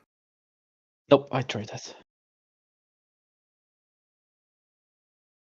So I'm guessing this is some kind of like anti-lag protection from the server that is preventing people with high ping from joining the server. Oh, actually, I entered as well, but I did click staff spectate, but it shouldn't really matter. I'm trying it as well. Oh, did you not pass the skill threshold, Nede? Nope. Looks like I need to activate the cheats, maybe.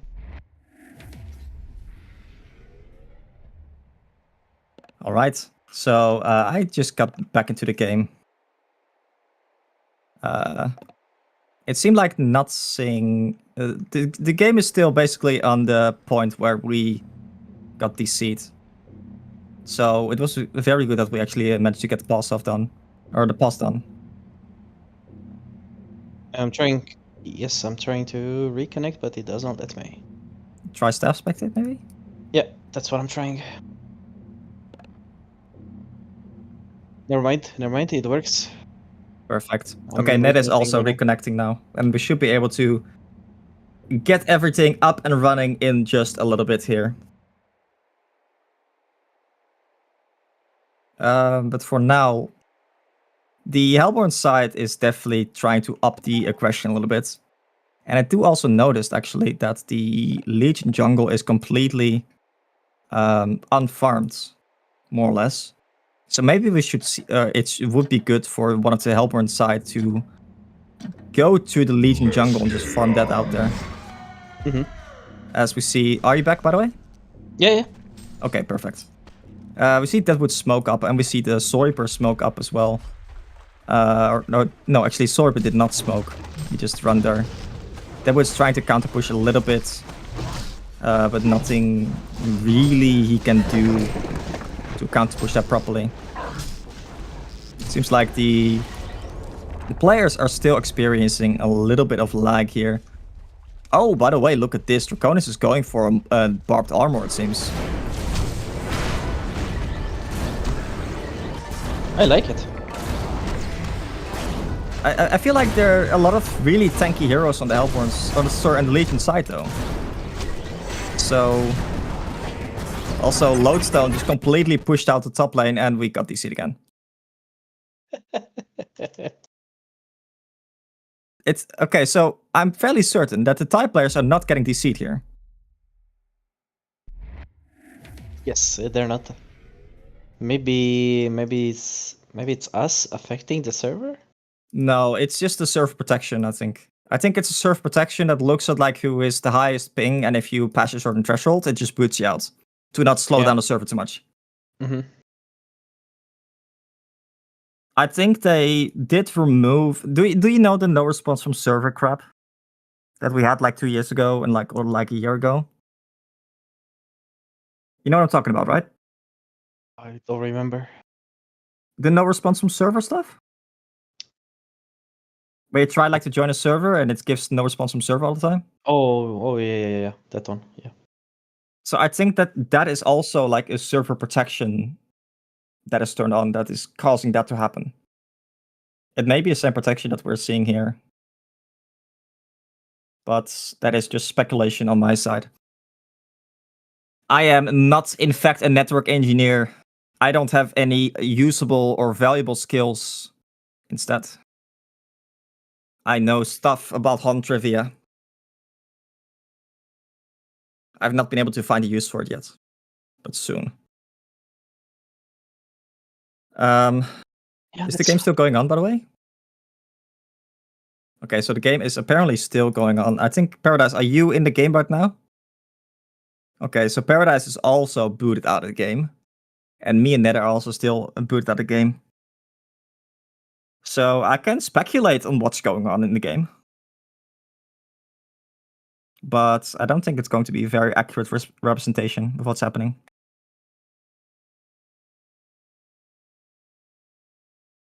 Ned, how was your day? Oh, it was fine. I woke up tired, of course. Mm-hmm. So not been sleeping too much? Not really. Yeah, so I think we maybe want to go on a break here, because Still game 2, I guess. at some points, like even I don't have anything to talk about anymore. If I can't see anything. Because I am pretty decent at talking about random bullshit, right? In fact, even when something important is happening, I still tend to talk about random bullshit. But at some point, the fun is kind of over with that. You feel me? So it will be very nice if we could go on a little break, and we'll catch or bring you guys back when we get the game up and running again. So we will see you then.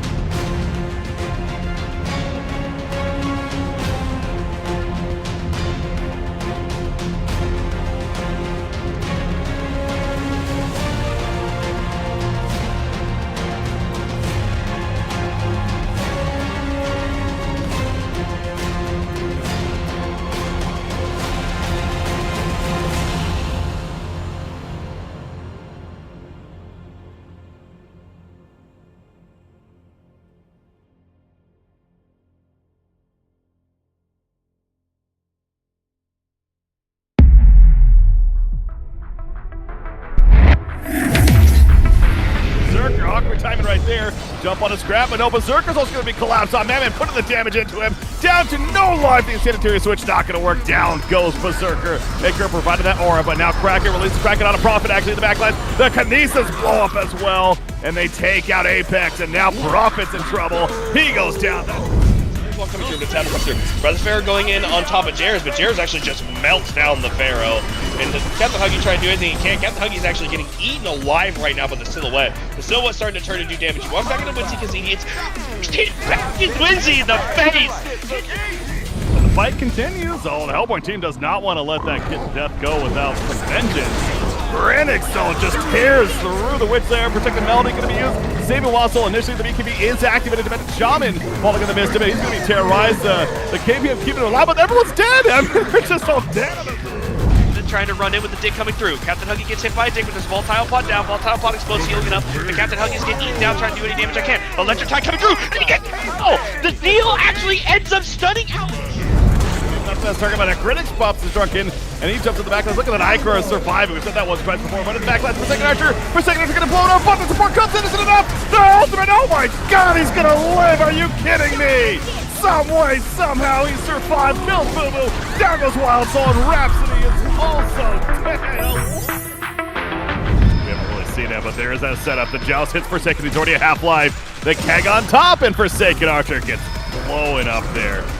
He is going to stay there for about 30 seconds. There is a teleport coming in, but now Andromeda gets taken out. Here comes Pestilence. So Energy Field, a little awkward of an angle. They do kill Benzing's hand, and now obviously doesn't want to run through the Energy Field. So Pestilence. Oh no, this is a disaster. So actually the Madman gets jumps there, but Madman is going to survive with 1 HP because of the shield. And that's a huge turn actually from that Sapphire now in a bit of trouble. Sapphire dies. The Pearl ultimate is preventing so much damage from that. Oh, yes. Okay, Puppet Master actually gets hooked back and he instantly dies. Wait, what is going to happen now? They're going in. That is the Loathsome ultimate. Loathsome ultimate on top of the Moon Queen. Moon Queen gets ultimated by Mister. He's dying so fast. The Rhapsody ultimate not able to save his teammates this time. Wings the W on the Martyr. Martyr is going to ultimate the bubbles, saving the bubbles there. Martyr is running for his life right now though. They're so deep in here. The Madman uses the W on. That's 3-man stun from the Magnus ultimate going on top. Valkyrie jumps in. That's a Q from the Valkyrie on top of 3 people there. Different plays down so far, but oh, that's an illusion. Think they have the jump. There's the shockwave jump, and Vindicator ultimate comes out just after the fact. You see the Thunder's Bolt as well and explodes. Moonqueen goes down. It's a hat trick for Captain and there's the vote to concede popping up. Got there really late at this point, as you also see Sapphire putting the crystal down, and more supported Cassie and Monkey King joining the party late, but Monkey King gets eviscerated there. Monarch is going to end up being killed as well. Moraxis is like, yeah, this is not going. Winning team fight. Look at Pebbles. Pebbles is going for it, trying to find the target. Typhoon's put down. Not the place you want to find necessarily if you're the Hellborn side. Meanwhile, what you got in the midst, but another protector out in the last second. It saves Wild Soul. Wild Soul life steal kicking in, and will finally go down. But they used everything to focus the Wild Soul. There's that combo. With the team smoke, we know a big fight's a brewing. Here we go, the initiation of the Cupfield. It hits Predator. Predator blows up immediately. Torture is caught out as well. The Eruption's going to be right on top, and down goes Torture. Protecting Melody, mitigating some damage and charged out immediately though. But now Kraken with the Ancient Stack and Congress. The field is ready to be used, not using it just yet. Trying to find the right opportunity. At least they're at half-life. There's the energy field. There's Protecting Melody off to the outskirts zone, protecting Swiftblade. Loses his teammate Lozo, but now Swiftblade, the Protecting Melody was out of range. The energy field definitely doing work. And kills the Swiftblade when it's all said and done. Grenix is also dead, but now Pebbles jumping back in with the group chuck. Speaking of Sap, he's got his as well. Able to take out Legionnaire. Nice dodge, though. A bit of a sidestep kicking in. Vindicator's still alive, by the way. May end up dying in the big picture, but South 4 is, I can't believe he's still alive. You know, you look at his items and it's like, oh, okay, that kind of makes sense, actually. Yeah. And like, the Dark Lord's presence, the E. Face me. The Dark Lord's presence. Calamity and Newerth porting top lane, and they get the turn on the Corrupted Disciple there, but now Calamity and Newerth coming here for the flank. Rhapsody standing as ground, the Machaba is going to fall, the Silhouette is going to fall, Lodestone now all alone, running for his life. course, that is doing quite well, but Bramble going in the mid lane, and Bubbles is taking a lot of damage there. Bubbles is not actually his mana for the Q, and he's going to fall down there instantly. They're not... Once again, does not actually properly get the tablet done, and that means that they actually are in quite a bad spot. And Kane ultimates the Moon Queen. Moon Queen taking so much damage. Moon Queen is so low. Moon Queen is dead, and that means that the Legion side, Hellborn side, suddenly doesn't have damage anymore. But actually, the Moon Queen, they got the dust. We found it. They found it in the soul. We did it. They did it. The turn is real. I believe they can do this. They located the side shop and they managed to do it. Oh, I am so proud of my boys. Oh, actually, face me, says the Kane on the Predator. Predator has now bashed, so Kane is going down a lot. Loads ultimate top. Predator going so low. Predator trying to stay alive. He's going to be able to stay alive there. Predator's... Calamity ultimate, 3 people hit in there, but and there says you on the Torture, and Torture actually gets taunted by the Kane, and meanwhile the Monarch actually is super low, goes down Josiah. Meanwhile the backline also instantly dead. Well, actually that's a 5-man smoke here. Conger is so low. There's a huge team fight. Take out as shrunken now. Everyone the Hellborn side is falling. Cracker's out of mana, and that's not a hook on the Corrupt Disciple. Corrupt Disciple this time does not have the Shrunken, but he does of course have a little bit of team support still there, and that means that he is going to be fine for a little bit. And he goes down. Kraken and Armadan are now on the run and in danger. They're in danger a lot. Sapphire is all the way in front line, but that means that he's all 58. Oh, so Kane goes in the back line, and so much damage coming out. The Apex ultimate hits 5 people there, and here comes the Newerth up with the Calamity as well. The ultimate from the Rhapsody saving anyone that may have been low on that play actually. So Geomancer whiffs a little bit. Mageman in the back line. Pebbles is stuck. Pebbles is stuck on top of the cliff there. He can't move. Oh, he finally gets unstuck, but he's going to die to the Dreamcatcher. Most likely knows he's gonna live actually. So Forrest, Magnus, and Benson now in a lot of trouble. Sunblade's still alive, and Wharton now is gonna fall at the end. Oh, actually, Vindicator being jumped. Axis going in that back line. Soul Raper, great job with the protective melody once again from Rhapsody. Predator cannot do any damage as a result. He has to just walk away with his head down in shame. His teammates fall. Their big pipe ruined down here. Rhapsody gonna be caught, and here comes that root from SRP. There we go. It's gonna hit. Here's the big Forsaken Archer ultimate. Iker doing what he can. It's not gonna be enough though. That's the combo. Your melody from the skies though of Rhapsody. Equipment is getting low, but Kraken's still chasing more. Energy field put down. Morro's dead. So is Lodestone. Mage Bane's plenty alive. The Mana Rift eventually comes out. That's something plenty of it. Shark in hand. He's going to be hit by the Willowmaker though. Stop to play. Oh, nice stop from Magnus. Stop to protect Melody. The Prison gets perfect setup. The kill hammer's dropping. When you're practically diving the fountain, bad things are going to happen if you're vicious. And then they do the most here in the end. Meanwhile, can't catch his Tundra, and Tundra gets eviscerated. He does have a buyback. We'll see if it comes into play. Final chapter was already used. Prisoner also now caught. The Moon finale in the front lines as well, but for taking Archer, actually pretty good placement. Trying to keep his run. The piercing shards. No kills though. He just needs to run. The Shurkenet has ward off. He's in trouble. The chase continues. The inscription forward, and Moonqueen will help finish the job on Forsaken. And here comes Tundra with a buyback, but it's not going to matter.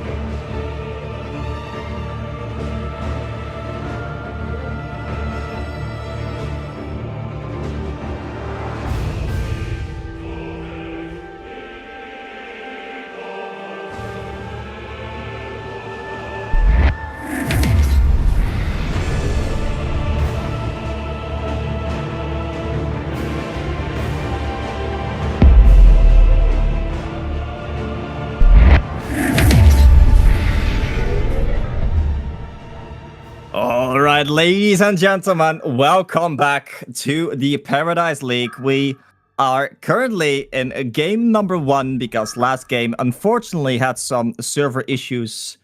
It seems to be a reoccurring theme of today, but it doesn't matter because we are right back into the action here. Nede is having a little bit of issues as well. So instead I have my French superstar here with me, Vulka, as my co-caster. How are you doing, man? Yeah, thank you. I'm doing good, man. And you? Yeah, I'm doing quite well. I'm currently just for one day here in back in my room because I've been cat sitting for my parents. But it's a nice change of pace for me. But for now, the bans. We have Bubbles, a Calamity, Geomancer, Tundra, Lords of Forest, and Forsaken Archer. I think these are more or less the same bans as last game. Anything stands out to you? That's their typical heroes, yeah. So Yeah. it makes sense. Like you've been playing against the Thai players a lot, right? Yeah. I said I was good, but I actually just got destroyed by them. So, but no, in theory, you're doing fine. No, but like as someone, I don't really have too much experience actually playing against the Thai players. So, is like, what is the difference between, from a player perspective, against, or for like when you're playing against European players versus playing versus Thai players? What's the main difference in your experience? I think they have a bigger hero pool too, because it feels like against these guys you need like 20 bans. Sometimes you think you banned everything, and no, it's not enough apparently. Yeah. And they're playing super aggressive, and they are so good as a team. Like rotation, like team calls, they don't do mistakes, man. On fights, like we even watch replays, they are insane. Like, Yeah. as a team, That's something I've noticed for sure. Like their team coordination is really on another level compared to most other teams. Yeah, they are all on the same page, so it's so yeah. I do feel like that is something that you guys should probably, where you guys have some room for improvements on the coordination side. Yeah, the problem with us, but I think Ties is also doing it. Usually in EU, when you lose like 1 or 2 tournaments, you just disband. So you don't really get used to each other. And Ties, I think they are playing a lot together, and even in TMM, I think they usually like 4-man queue or 5-man queue. So like they are so used to play together. Yeah, like in general, I know a couple of the Thai teams have also just been scrimming a lot, like a lot, and that is quite a time investment as well, which is not something that everyone can just, allocate enough time to. But one of the heroes that actually went through the entire banning phase last game, I think, was Kayn. And Kayn is a hero we have seen a lot more of in the recent times, right? Yeah, for sure, yeah. Kayn is usually picked or banned right now. So, yeah, for sure. But, like, when would you pick up Kayn? Like, in which situation? In what role? I think you can do a lot with Kayn. You can put it middle. Like you 1v1, you can put him in a dual lane middle, you can put it in a tri-lane even, if you want to play aggressively. You can do a lot actually with this hero, so yeah, it's easy. Think yesterday I've seen you guys pick it up with like the managed shaman, right? Did you play Kayn yesterday? I don't think so. I think I saw just saw like one game, very short part of it. Maybe it doesn't mention it or something that you guys have been doing it, but in general, I do definitely agree with you. It's like strong in a tri-lane for sure because of the regen aura and even the damage that it gives. But if you were the Hellborn side right now, like if you want to counter Kayn, how would you go about that? Rhapsody is still good tools, as obviously if you use ultimate, like the guy is not getting damaged, but they have a Vendi, and actually the combination of Kayn and Vendi, it's really strong. You just have to Kayn ulti, and then the guy dies with Vendi ulti because you can't save him, you can't do anything. Yeah, so you can't really do anything as the Hellborn side to save the target that's being targeted by Kayn. Yeah, obviously you can with Storm and stuff, like utility items, but it's not that easy, and early game you don't have it, generally, so that's a good combo already, yeah. So, what would you do against that? Because of course, if you can prevent the ganks from happening with something like a Tundra, like with the bird vision, of course, that'll be good. But I think both Tundra and Geomancer got banned in the first rounds. Yeah. They don't want to play against those heroes. I think both. Yeah, one side banned Tundra, one side banned the Geomancer. So I think like both of those heroes just provide so much information. Yeah, that's true. But you see the bans and how many heroes there is still like left on the board.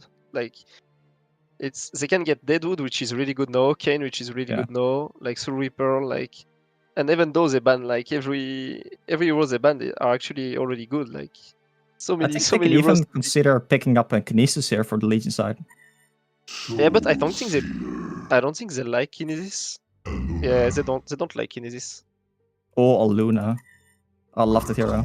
Because we used to the second time we see Draconis actually. Oh yeah, true. They had it when the game crashed, right? Yeah. Yeah, they had Draconis in the jungle, and it was a bit awkward because he actually leveled his Q level 1. Oh. So he was he was like level 1 at minute 2 still because he was forced to like pull the small camp. It was he misclicked or that's why. No, it was like a 5-man gank. And in the end, no one died, but it did actually like handicap the Draconis by quite a bit.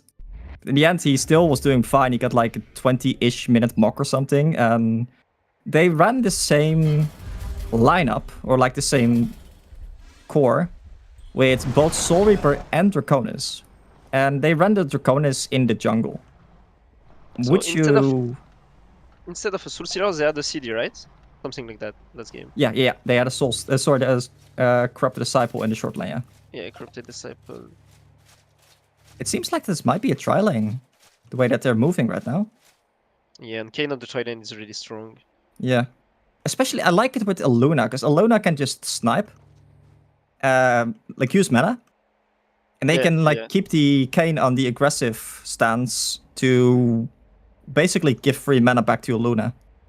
And even Vindicator can kind of do the same thing with his Q. But let's assume for now that's they're going to lane as they are standing. So tri-lane in the top lane, Deadwood middle, Soul Stealer solo short lane. So are they leaving the bottom lane empty? I think Lodestone is going to rotate there, but for now, I think they want to protect the jungle. Okay.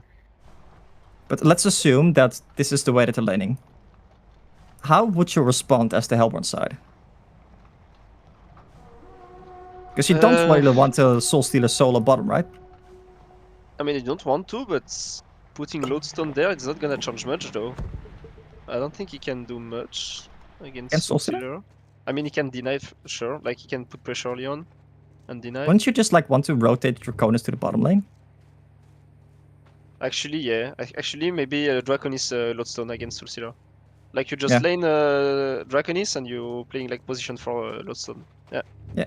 I feel like that would be the ideal way to do this, but for sure. I don't think they're expecting this tri-lane here, because even Lodestone smoked in the bottom lane. He is going to pull here, and actually little Soul Reaper in the top lane is actually going to be a lot of trouble. He got hooked in by the Kane, but the Vindicator book not quite in time there. We see the Vindicator porting to the bottom lane, so that means that it's going to be a dual lane in the top lane for now, but let's be fair, Kane plus Aluna don't need the Vindicator to contest that lane. And oh, look at this, Lodestone pulls the creeps into the jungle. And is farming a medium camp here with it.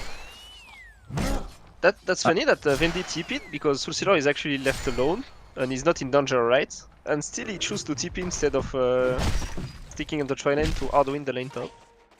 But I think that's to pull on to get XP for himself.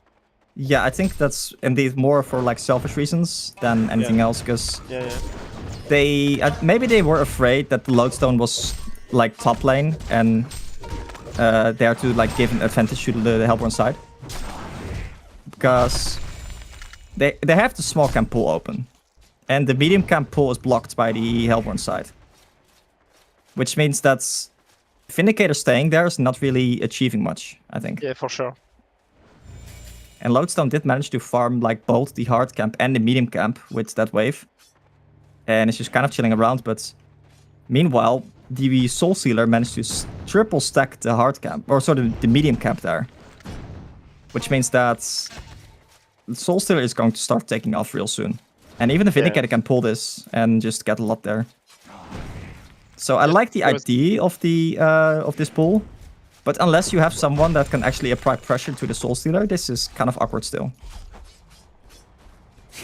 I mean, yeah, he could have just take the 1v1 fight and try to deny early on. As Soul Stealer early on, he doesn't have a lot of damage, but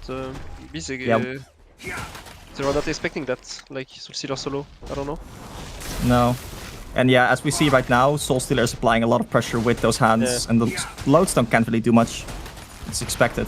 Oh, Draconis, also, there we go. Soul Reaper is... Oh, Draconis is flying in, yeah, but they can't really do much. Lodestone was too low there to really go in. Yeah, he missed the stun, so... Oh, he missed a stun? Oh, I didn't even notice. Yeah. Oh, wow. Oh, that's awkward. Meanwhile, in the mid lane, Magmus is another hero we don't see that much these days. At least not in the position 2 scenario where he is right now. Yep, for sure. Why do you think that is? I mean, so Magmus still a good hero, but you tend to don't scale that much on this hero. I think you can scale that much, but you want to be always ready for fight and stuff, so you're not really AFK farming on your lane. Yeah. So that's a good hero for sure, but I don't know about position 2. I'm not sure.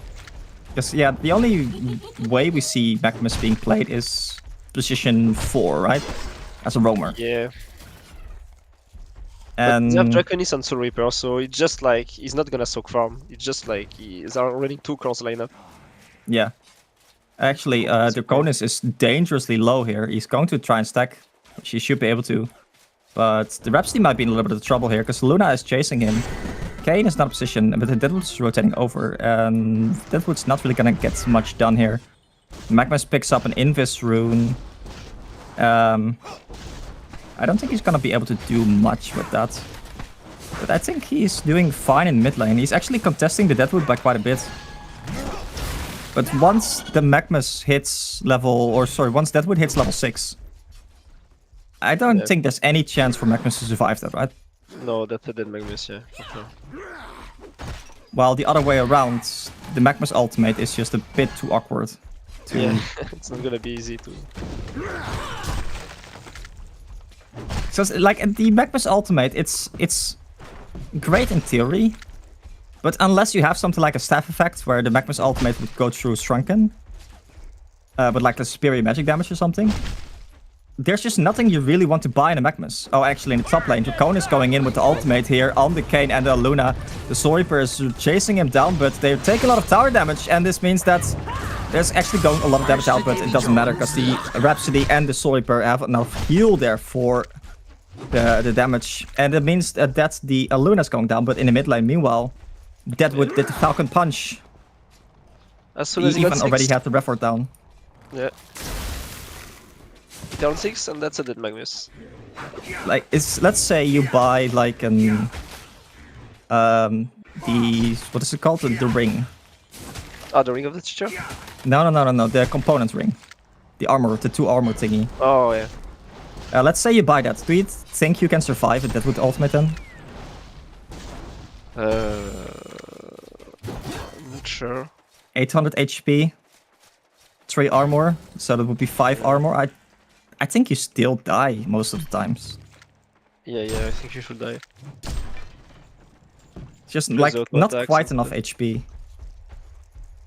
Because I think Deadwood has, of course, like Deadwood got a big buff in the last patch, or like the patch before that. I don't know which one. Yeah. But Deadwood is really good.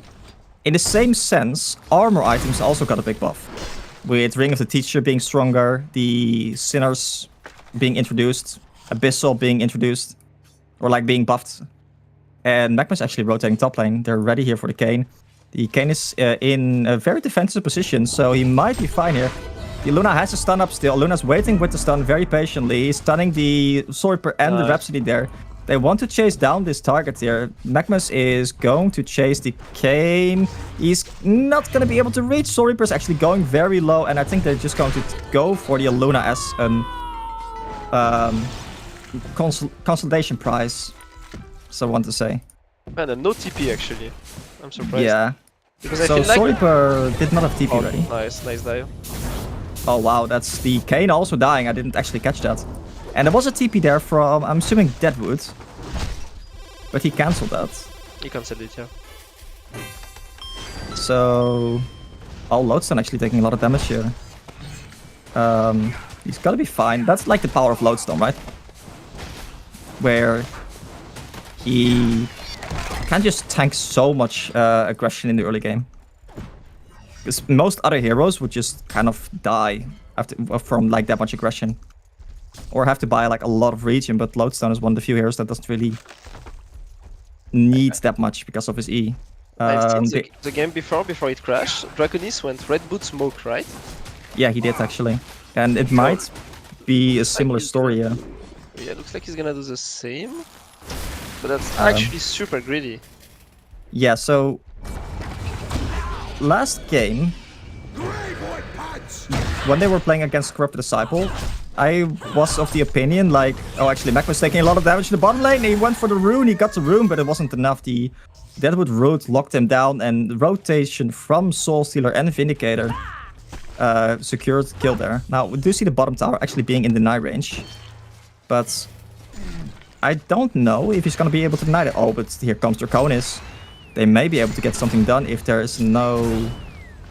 They want to deny it. Yeah. So... Lodestone is level 7 now. Which means that he's dangerous. Because Lodestone level 7 has like 800, 900 true damage burst. Yeah. And also, something I noticed last game. The Ancients are already triple stacked here. Or they're gonna be triple stacked right now. Oh wow, Yeah, Lodestone, look at this. He's getting so much vision in the enemy jungle here. And the entire enemy jungle is triple stacked. Oh yeah, wow. And the Draconis has a smoke, but he needs to be going fast. Although, wait, Soul Stealer has no mana. Yeah, I think the smoke was his plan actually, you're right. I think the Lodestone might be able to get a kill here. Yeah, that comes the ultimate. And... Oh, he misses the stun! Oh no! Oh no, that's rough. Okay, but here comes the Magnus though. The Vindicator ultimate's already used. Lodestone bash right on top. The Soul Stealer goes down. Here comes Deadwood though. And the Aluna and the Kane. The entire Legion side is actually rotating over. Lodestone goes down in the background. The Magnus now also... The Kanes had faced me, and he actually does get the 5 stacks from that. So that's nice. Yeah, just at the end. 3 stacks for me, baby. No, yeah. But the Soul Stealer had no mana there. So otherwise, like, Soul Stealer would just be able to, you know, 1, 2, 3, snipe the wave, or the stacks there. But you had to wait for the mana potions. It was a bit awkward. Which you kind of do need to get, like, a mana item on Soul Stealer, right? Yeah, I think like Chalice is always good. I like he's got in general. Bottles, but you have so much intelligence on the hero.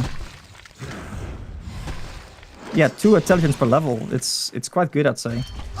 Man, the Draconis is playing super active, even though he's got no items. The guy is rushing Moke and he's playing like he's going early items. That's funny. Yeah, it's very interesting that you say that actually, because it's definitely true. I think they see the Soul Stealer farming, so they want to make something happen, and they do indeed get like a kill on the Luna here. But I would say, because you're not the only soaker in this game, you have both Draconis and the Soul Stealer, sorry, Soul Reaper, of course. Yeah. So I will say like Mok is not that high priority this game for me. But because, like, if you have any stacks, the Soul Reaper can just easily take it as well. Yeah, for sure. But I think it's I'd like the Dreamcatcher into the Mok if I were in charge of, you know, Hellborn team. Yeah. Dreamcatcher is always good and you put a ton of pressure with it, especially as Draconis. Yeah. Because of course, for the ones that, the not knowers, the ultimate from the Draconis makes them take more damage from dot damage. And oh, that's actually that Magnus. The Lodestone wants to go in here, but he hits the ultimate, but it's not going to be enough, because here comes the Deadwood Punch right in the face. And that means that is 2 people going down from the Hellborn side. The Kane rotating over into the enemy jungle. The Lunar tier side is definitely playing the aggressors here. Yep. Do you think that Hellborn has a better late game here? Nope. Why? I mean, It's like just like we're back in school. Like, explain your answer. they have a Kane, which is really good against any like position 1 hero, since you can just target him and he's most likely going to die. Ooh. And they have a Vendi. Vendi can be so annoying. Yeah. To the late game stage. By the way, look at this. Actually- The Luna on versus Draconis. Luna with the Invis there. Yeah. You actually saw Draconis there. Yeah. Vindicator rotating over with a smoke. Draconis may have seen him pick up the Invis rune there, because they have a ward. So, I think they know something is up there. Yeah, Kane is in a bad position. Oh, wow, Kane is right. also very, yeah. So, I don't know if they saw the Magma smoke, but there's a very good... Like, this is also something that is like a lot less noticeable, but very impactful. It's like good map or game awareness. Yeah. Or map awareness, however you want to call it. It's something that I always praise you for whenever you're playing. Because, like, it's easy to see, like, where the ganks are happening from, like, a caster's point of view. But knowing when to play safe, when to play aggressive. Oh, actually, Soul Reaper going in here from the side. Kane, and they're splitting the team up, actually. This is very good from the Hellborn side. That's Luna, and the Soulstealer are being stunned here. Grabs the ultimate, saving the Draconis from the Kane damage. But here comes the Deadwood with the punch right in the face of this the Draconis going down. Now it's just Magmus and the Soul Reaper against Deadwood and the Vindicator. Vindicator putting down the Glyph of Silence. But that means that they're not going to be getting much done. Maybe Magmus rotating or running over there. He's getting the stun on the Vindicators. No mana on the Soul Reaper. But I don't think the Soul Reaper needs any mana to finish off that guy there. Deadwood wants to do something with the Aluna, who actually spawned and teleported to the bottom lane, rotating over. But no, it's not enough. In the end, like, the mana was just not quite enough there for Deadwoods to really get something done there. That was a really good fight from Yes. It was like they managed to split up the enemy team. Because the Soul Reaper and the Aluna were on the uphill, the left side. Yeah. And the Kane and the... I'm guessing it was Vindicator were on the right side. And at that point... it just becomes so awkward. And as you said, like with the Rhapsody, managed to completely stall any damage from the Kane ultimate there. And you have to keep in mind they're literally fighting with Draconis with no items. Yeah, right now, yeah. right now the guy is like he's having nothing. Exactly. Like the difference between finishing the mock and just having Sword of the High is massive. Yeah. It's basically like you just have 4k gold in the stash. Yeah, it's literally just auto attack damage. It does. Yeah, you don't have any auto attack speed at this point. Yep. So it's a bit awkward. And that's why I don't necessarily like it that much. Also because you don't really need mock to farm Draconis, right? I mean, yeah, you do. Wait, okay, to farm stacks, you don't need mock, right? Or do you? To farm stacks? No, you don't. Yeah. Oh, actually, Kane ultimating an illusion there. There is a triple stack for Draconis. No, but that's what I mean. Like there. Ah, you meant if you have to get mock to farm stacks? Yeah. Oh, actually, Deadwood getting punched. Sent straight back to the well by the Deadwood there. Deadwood finishing his PK, now making use of it.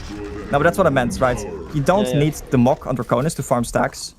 Unlike something like, I don't know, what's the other one's mock? Like if you play a Sand Raid or something. Yeah, that's not the same. And to be honest, you can even skip mock on Draconis and still farm like a lot. You don't even need because mock. the Soulstealer actually ultimating Ancients, the triple stack here. They just want to do it quickly, which makes sense because it's not like lifesteal or anything like that in Soulstealer. And Soulstealer actually going straight for... Oh, Magmus stunning in on the Magmus there. There is a cancel from the Deadwood. The Kane is going very low though. Now Draconis does have his mock-up and there's no punch on the Deadwood, but it doesn't really matter. There's so much damage coming out. Rhapsody ultimate saving the Draconis for a little bit, but the Soulstealer with a Shrunken now actually managing to stall them so much. Soulstealer is going quite low though. Here comes Magmus with a haste rune. The Soulstealer is actually going down by the passive damage there. Soul Reaper in the backline also killing out the Vindicator. But now the Magmus taking a lot of damage from Deadwood and the Luna. The Aldo attacks going in super hard. Soulstealer picking up a hat trick there. And he puts the Dreamcatcher on the Deadwood. Just to add injury to the insult. Or insult to the injury, I should say. Man, I have no clue how these fights are going so well for Noah. Even though the lead is not, they're not closing the gap, but they're still managing to win the fight, kinda. But yeah, not so bad every time for them. Well, Kane was very low because they managed to stall the initiation. Oh, Deadwood. Deadwood is smelling blood. He's smelling a tasty lodestone and he wants more. Lodestone, are you really going for that rune? He could have. That is ballsy, I will say. Yeah. But yeah, the Soulstealer picking up a Void Talisman, which is really good against the enemy team.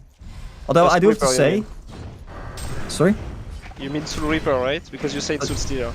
Oh, sorry. Yeah, I mean Soul Reaper. You have both Soul Stealer and Soul Reaper in game, so... Yeah, I'm mixing them up. Bloody hell, man. These guys, they're picking it just to annoy me. I know it.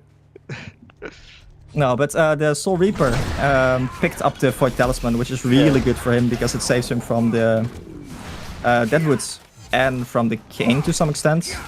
Yeah, it's a good idea. And there is a lot of physical damage on the Legion team. Oh, Magma's running into the Deadwood there. And that means that is a dead pile of Magma.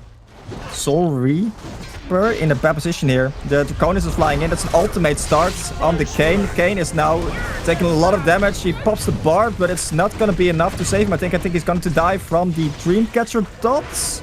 No, he's going to live. Oh my god, I can't believe it. Oh, the W from Kane is so powerful. Like right now, his W is giving him 35 HP region. Yeah, it's so good. Not many people don't make enough use of it. Because like the swapping of it is so easy. It takes like no mana at all. Yeah. But it's something that it's easy to forget about, I will admit. Anyway, what do you think the Soul Reaper is going to get here? Because I just saw him picked up a Blast Orb. I think that's Grimoire, no? Nullstone? But what? I mean, I'd say Grimoire, but do you go Blast Orb first if you're getting wait. Grimoire? Oh, They're running into the flash. Soul Reaper here, and that's an ultimate from Kane on these. And yeah, that was, they just got blown up. Yeah. They got absolutely blown up. Yeah, the Rhapsody tried to ultimate there and got in position to ultimate, but even before the ultimate went off, the Vindicator just popped his ultimate and prevent any kind of response. And I think Kane is especially good against those kinds of heroes that don't really rely on their auto attacks. Because let's say you're using it on a Moon Queen or something. Moon Queen is still pounding an auto attack, still doing damage. Soul Reaper is literally doing nothing if you ultimate him. Yeah. Although on the other hand, you can of course argue, well, Moon Queen would just kill himself on the blocked armor. I mean, yeah, it's good against any position when you like it does so much. You control the guy like for like 5 seconds, so it's huge. I think something like a Pearl works really well against it, because you can just position the bubble like at the edge there. Yeah. But even then, if you're playing against a Vindicator and a Kane, it's still difficult.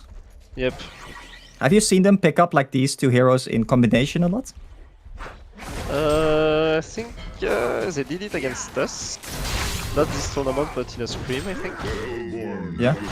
So yeah, I think they like to play this. But usually Kane is banned, so that's maybe why we don't see it often. Yeah. I do say that like not a lot of teams properly make use of him. Yeah, because yeah, their coordination, as we said before, it's perfect. So yeah, Kane is like a hero. Whenever you ultimate, you are forced to commit. Yeah. So your team needs to be on the same you know, on the same page as you. That can, of course, like still be kind of awkward every now and then.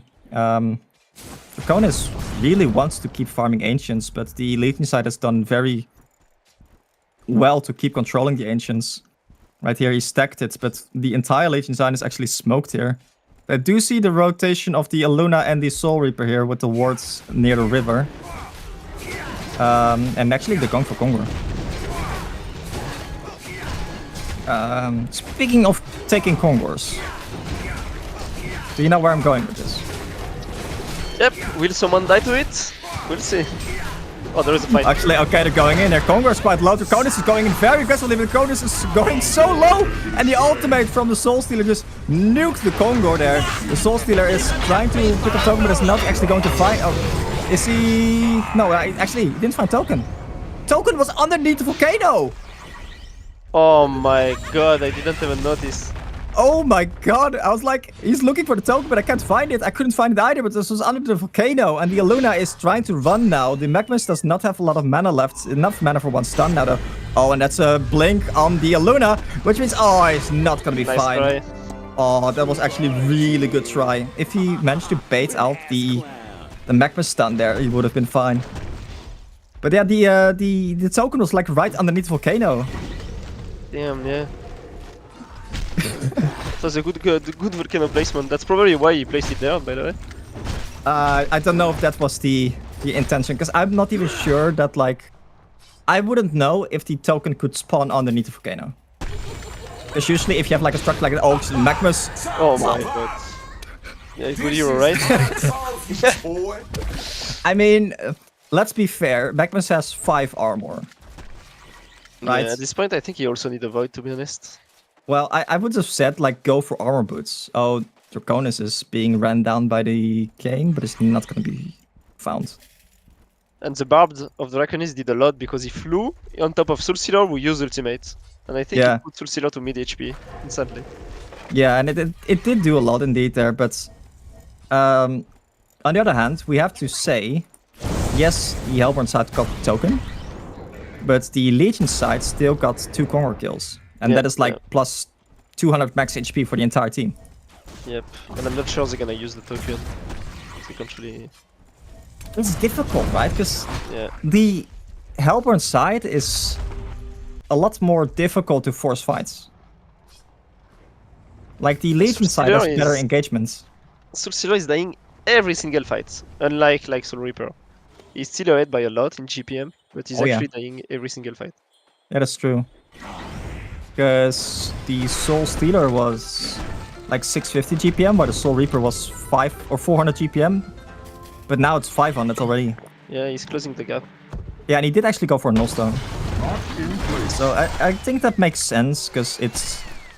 Like, the Kane cannot solo ultimate you anymore.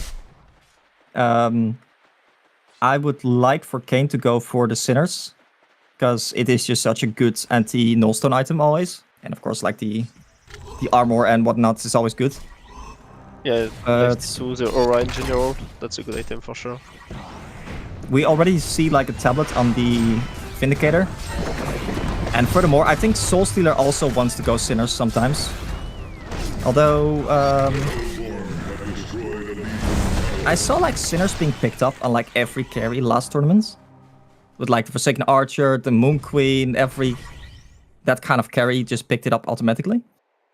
But the games that you were playing, I saw like 1 Sinners being picked up by, I think, by what you got playing Engineer.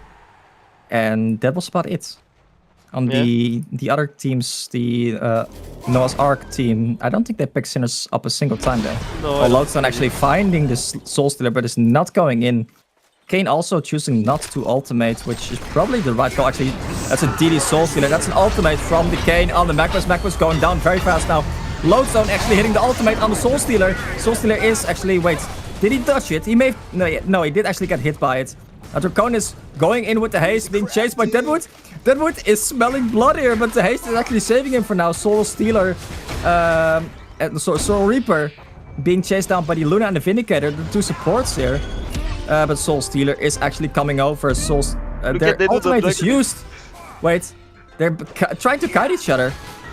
Meanwhile, in the mid lane, the Dracon is porting out. The Rhapsody is running for his life. He's trying to hide. He's not very successful at hiding. And he's going to fall. Man, that was so awkward. Man, that was so funny, Draconis and the Deadwood, man. Yeah, just like the Deadwoods, just basically with haste speed running after this Draconis, who just had an actual haste and was just running for his life. I mean, he forces Draconis out of the fight, so that was actually good. Yeah, but on the other hand, you can also argue the Draconis forced the Deadwood out of the fight. But yeah, but it's not the same impact, I think, on the team fight. True, because the Draconis does a lot of AoE damage. Yeah. And it's basically like their only source of AoE damage, I think. I mean, Magma's ultimate, but Magma's is a creep at this point. He got Kayn ultimated and melted in like 5 seconds. Because I think this game is a good example of why we don't see Magma's picked as a core, right? Yeah, exactly. Yeah, the guy is sitting on 200 GPM, 1-8. It's just a stun, basically. So he's doing the same when he's post 5 or post 4, like it's the same. And this, I think this is a little bit due to his items. Like basically no armor item at all doesn't make it easier. But on the other hand, you could argue, well, if he had like armor boots, would he survive a Kayn ultimate? No, no, for sure. Probably not. Oh, Soul Stealer actually going in here on the Soul Reaper. That's very aggressive. Soul Stealer ultimate. No, it's being cancelled by the Rhapsody. Oh, the Kayn so the Vindicator ultimate is a little bit too late, but Draconis actually went in and Draconis got punched. Back to the last game. Draconis. I feel like if Draconis spawns and like the damage from the Deadwood ultimate would still count, he would instantly die again. Actually, they're going in on the Soul Stealer. There's a loads of ultimate on the Soul Stealer. It's not going to be enough. The Soul Reaper actually got silenced by the Vindicator. Soul Stealer not actually able to get much done. He didn't have mana for his ultimate, and that means that the Soul Reaper is also going to fall. Guys, if I'm mixing up those two, give me a break. Soul Reaper, Soul Stealer. Yeah, man. Just gonna say Hellborn carry or Legion carry. Maybe that works. No, but that was a good try. The play was a good try because they don't have buybacks anyway, so they knew it was Rax, so they tried to defend it earlier, but... Yeah. But do you think, like, if the Hellborn side went for different items? Because they don't try to contest the physical damage at all. With, like, armor items or something like that. Yeah, maybe... Would that help? Draconis could have gone for that, and actually the Soul Reaper could have gone for, like... Gnomes? Yeah, maybe Gnomes, no, or even the Moke even, like, if they wanted Moke on someone. True. Yeah, then like maybe something like Frostwolf was demonic on the dragon. Yeah. Because the Soul Reaper currently has the Void to protect himself, and he actually did go for Firebrand, interesting enough. Also, noticed Vindicator picking up the Sinners. I have no idea why he's going Firebrand. It's maybe to get a Geo to remove Vendy. So since Millstone is getting, I don't know. I mean, if you have... No, it doesn't even make sense that way. Yeah, I would say like Shrunken makes a little bit of sense to get rid of the silence. Yeah. But... Yeah, I'm not a big fan of that. But you saw, like, I've seen the Draconis like fly in a couple of times. And just instantly melt to like an ultimate. And if I'm looking at the items on the Hellborn side, there's not even Ring of the Teacher. Like, just a Ring of the Teacher is like 500 gold and gives 1 AoE armor. That's... Yeah. It's something that you should be picking up here. Yeah, right? Well, at this stage it doesn't change anything, but... Well, it doesn't change anything, but it also doesn't cost anything. Yes, 1 armor is not likely going to change anything, but like in the earlier team fights, when there's a lot of physical damage coming out from the Hellborn, from Legion side here, having that early armor helps you a lot. I mean, yeah, early that's a good build-up, yeah, that's for sure. And at this point, it could have been a Sinners or something. Actually, yeah, that's a big smoke. That would end the entire... oh my god, I think they see each other. I think they knew there was something that Loadstar instantly gets melted. The Soul Stealers take a lot of damage. The Draconis is getting Pain Ultimate, I believe, and they're all going to melt. That is just a huge team fight from the Legion side. Wow. Vindicator finishing a staff, by the way. I don't even think we mentioned that. Yeah. Vindicator has 21 charges. He was hitting like a truck, dude. Man, they just left right away. These teams, they don't like each other or what? Oh, I don't know. There is no GG and nothing, and with us they are saying like GG and stuff like that. There they just left. What? To be fair, they could also be insulting each other's in Thai and we wouldn't know, right?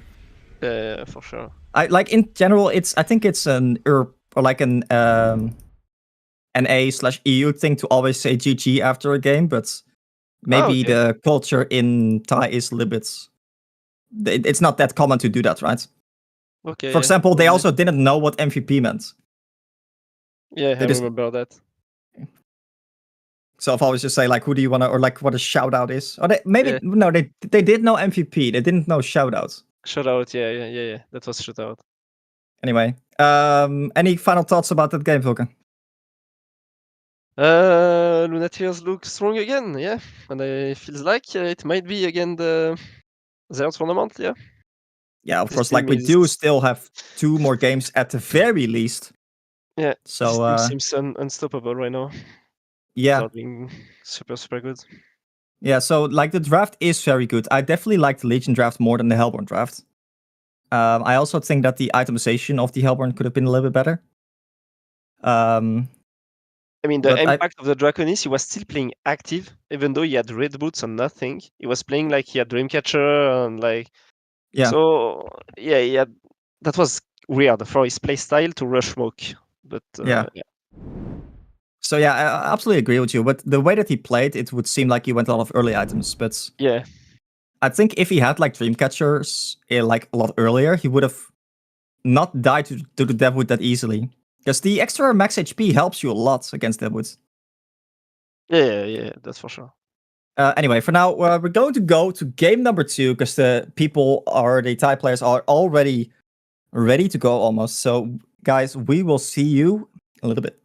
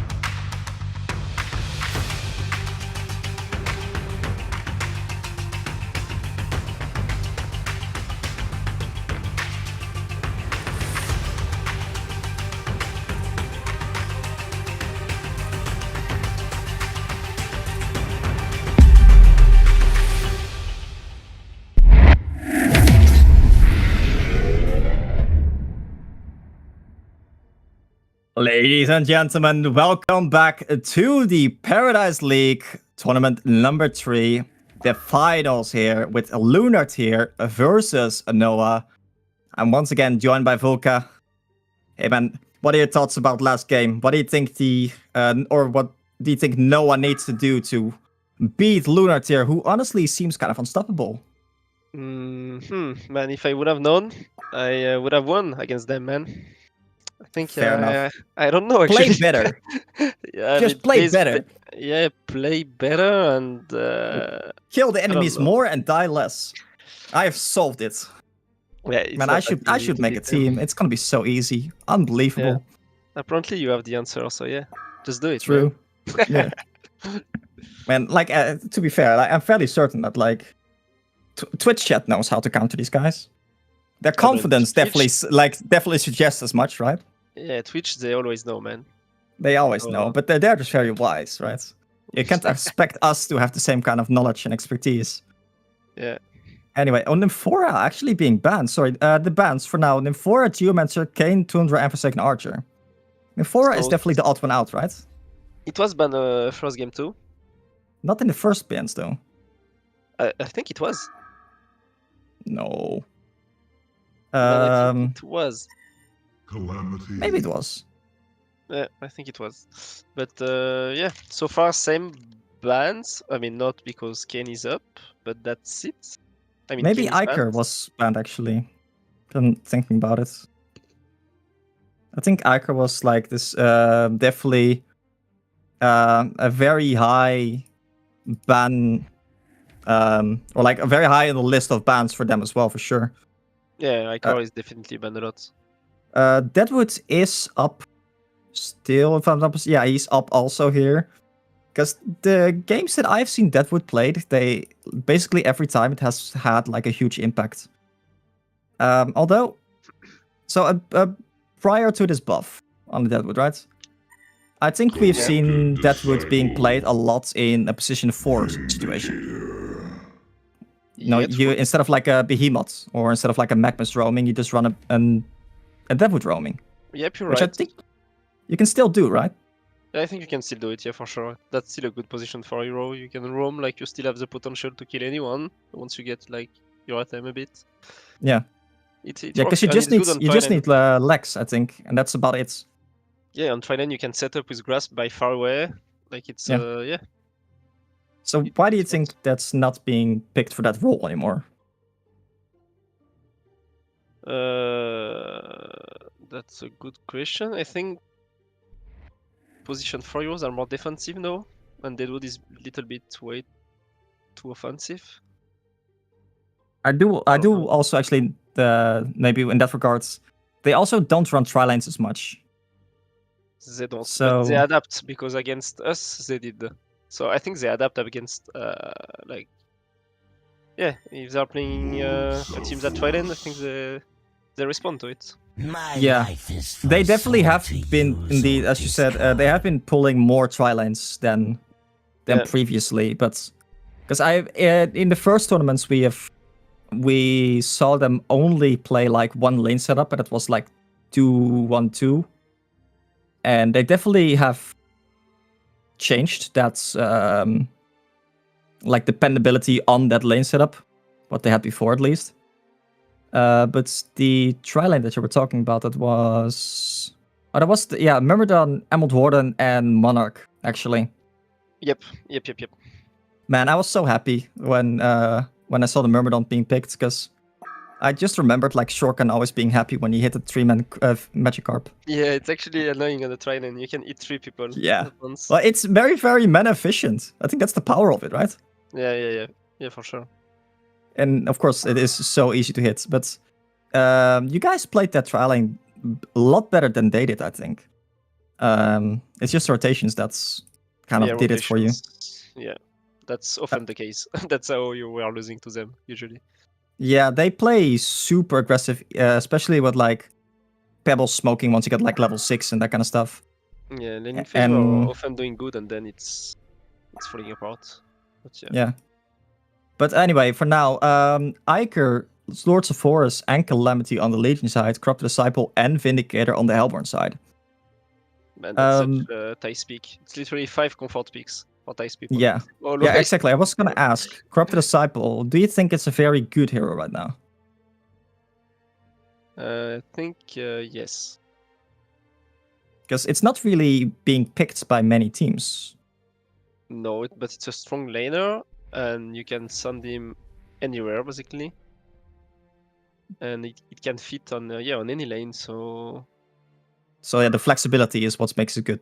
yeah, I think and you can go early with him too. You can take fight early. He's strong early on, so. Yeah, we did see like one game, I think, where they had like a Corrupted Disciple on the short lane. Yeah. I think it didn't really do that well in that situation. I don't think you want to send a Corrupted Disciple to like a short farm lane if he's the only carry you have. I like Corrupted Disciple personally when you have a dual core or a tri-core. But speaking of that, I think they are doing exactly the same draft as they did against us. CD, Vendy, Gauntlet, like right now, it's the same draft they did against us. Yeah. Oh, Artesia. I'm actually gonna check what hero they had. No, they didn't have gauntlets. Very certain. They had Gauntlet against us. Oh yeah, true. Okay, so they had Nymphora and Grinax. Okay, then Nymphora and Grinax. But this was yesterday. It was yesterday. Yeah, we played yesterday. Yeah, I didn't see yesterday.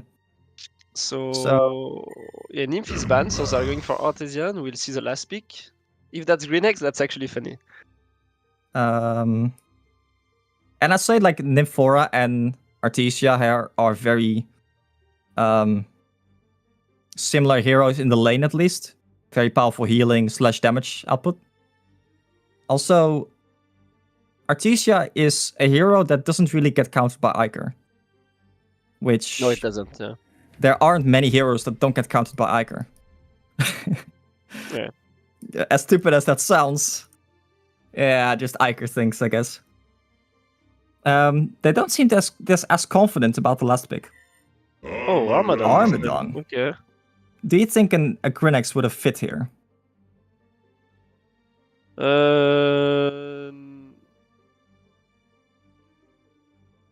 There aren't really that many supports you can pick off, right? I think they picked Armadon. Okay, that's a long lane CD. Gauntlet middle, maybe the dual lane middle. They did that against us with Gauntlet, dual lane middle. And wait, CD, Gauntlet and who? It was Gauntlet Nymph. Maybe it's gonna be Gauntlet and Vendy? I don't know. Solo CD. Gauntlet Artesia seems... Artesia does provide a lot of damage, but... like Nymphora provides more kill potential on the mid lane than something like Artesia, because Artesia does damage over when he can chase people down. Yeah, Artesia TP top already, so I think that's like that. That's exactly what I said. I think that's Artesia Armad. Yeah, Artesia Armad on top, Gauntlet, Vendy middle, and Suicide CD. Okay. And for the enemy side, so the Legion side here. Calamity pass bottom, and I don't know if they probably it looks like Sulfuris and Icar are going top. So they're doing 2 and 2. Don't you want to have Empath mid lane? Like in the dual mid? I think you do, but they don't know how they're gonna lane, so... They're maybe gonna adjust after the laning phase. Because I think Calamity does well against CD. Or at least he's okay. Calamity, I think, does really poorly against Gauntlet, specifically. Oh yeah, but Calamity is going bottom, I think. Yeah, so you want to lane the Gauntlets away from, or the Calamity away from the Gauntlets. That's the only thing that you really care about, I think, in that situation. Yeah. I think it's Pestilence middle. They always do that. They always do Pestilence middle anyway. What are your thoughts about that? I don't know. Do you think it's strong? Not necessarily, no. I think there is. What do you think about Pestilence as a hero in general? I mean, he's got a stun. His ultimate is strong. Yeah, that's a description, not an opinion. Yeah, I'm trying to think.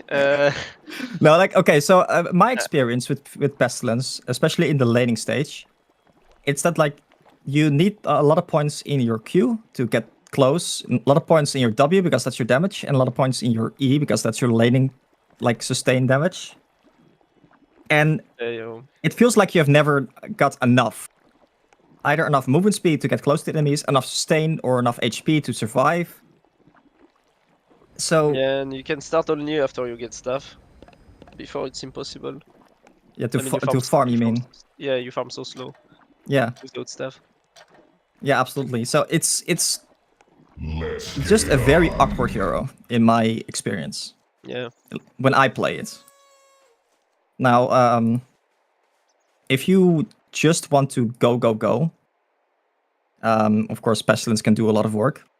Because if you...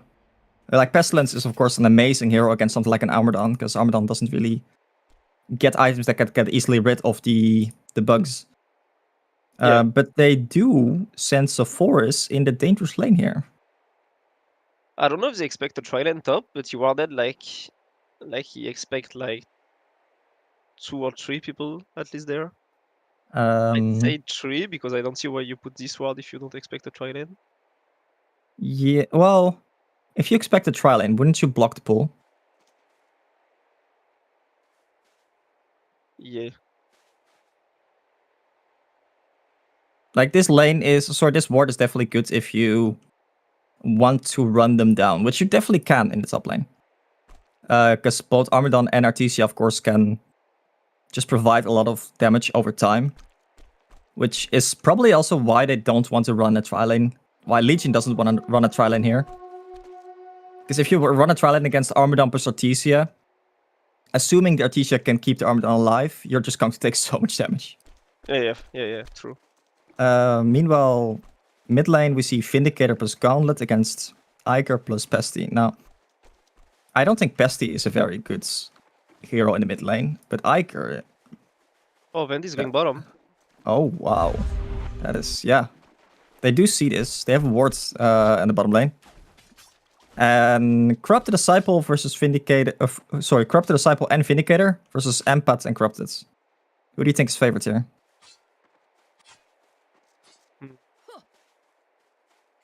Actually, Sephoris is going to take a lot of damage here. I think that's actually even. There's a little bit of like... a little bit of Rasmus coming out in mid lane. But Iker and the Pestilence are definitely just putting pressure on this Gauntlet. And like, the Iker is the tankiest hero in the mid lane at the moment. Which is just baffling to me always. Yeah, got so many HP.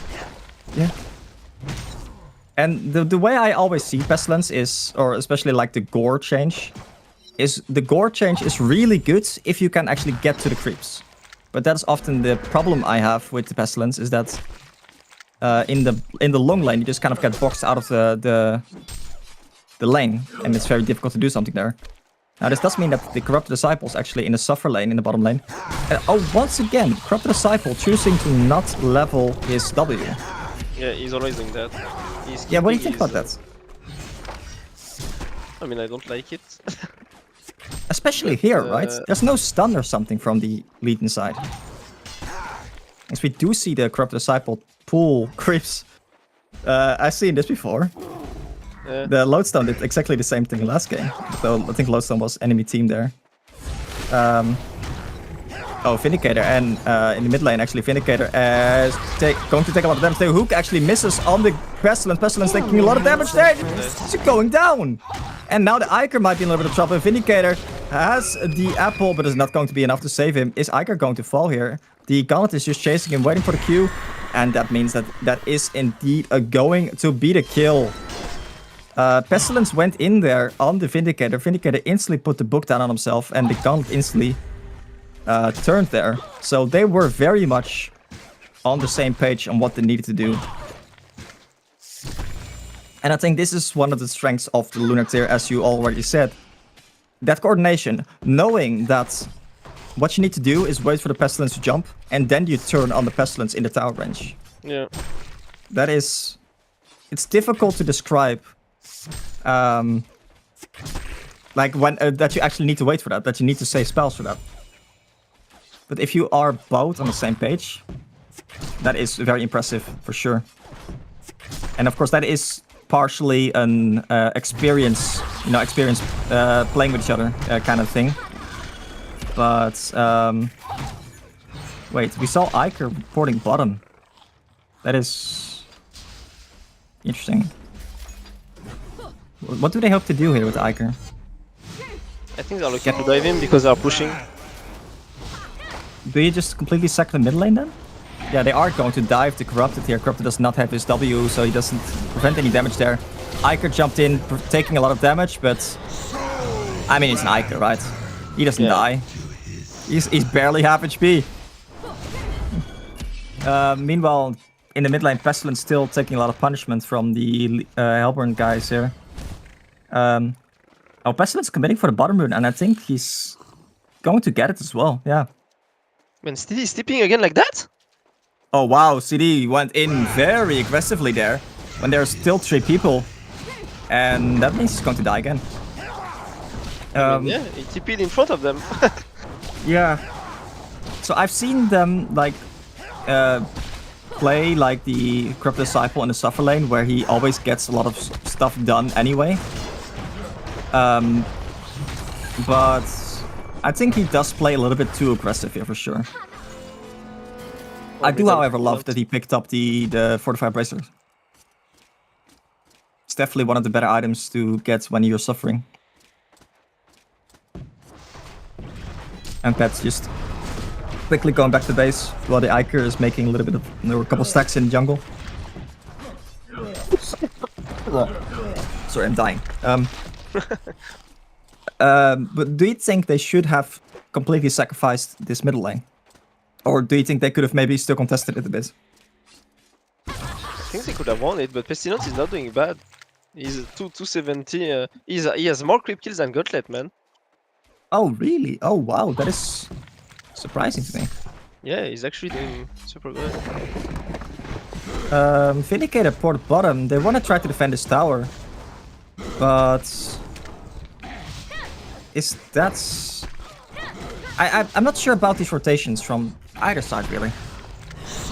Because Corrupted is going to take a lot of damage here once again from the Calamity and the Empath here. But I don't think they're going to be able to deny this tower. There's a port coming in from the Gauntlet, actually. Gauntlet's porting in. Corrupted Disciple is going to fall here quite quickly. But the Iker and the Empath might be able to actually kill the Gauntlet here, because Gauntlet has no mana. There's a Q coming up from the Iker in a couple of seconds. And it is going to slow him down for quite a bit here. There's a W in 6 seconds. That is not going to be enough. Gauntlet did not have mana for a hook or anything like that, because he didn't have bottle charges. You saw top how, because I was wondering how Sulfurous is doing that well. Yeah. And he's literally carrying a TP. He goes deep, he's taking XP, he's farming even creeps, and then he's tipping away.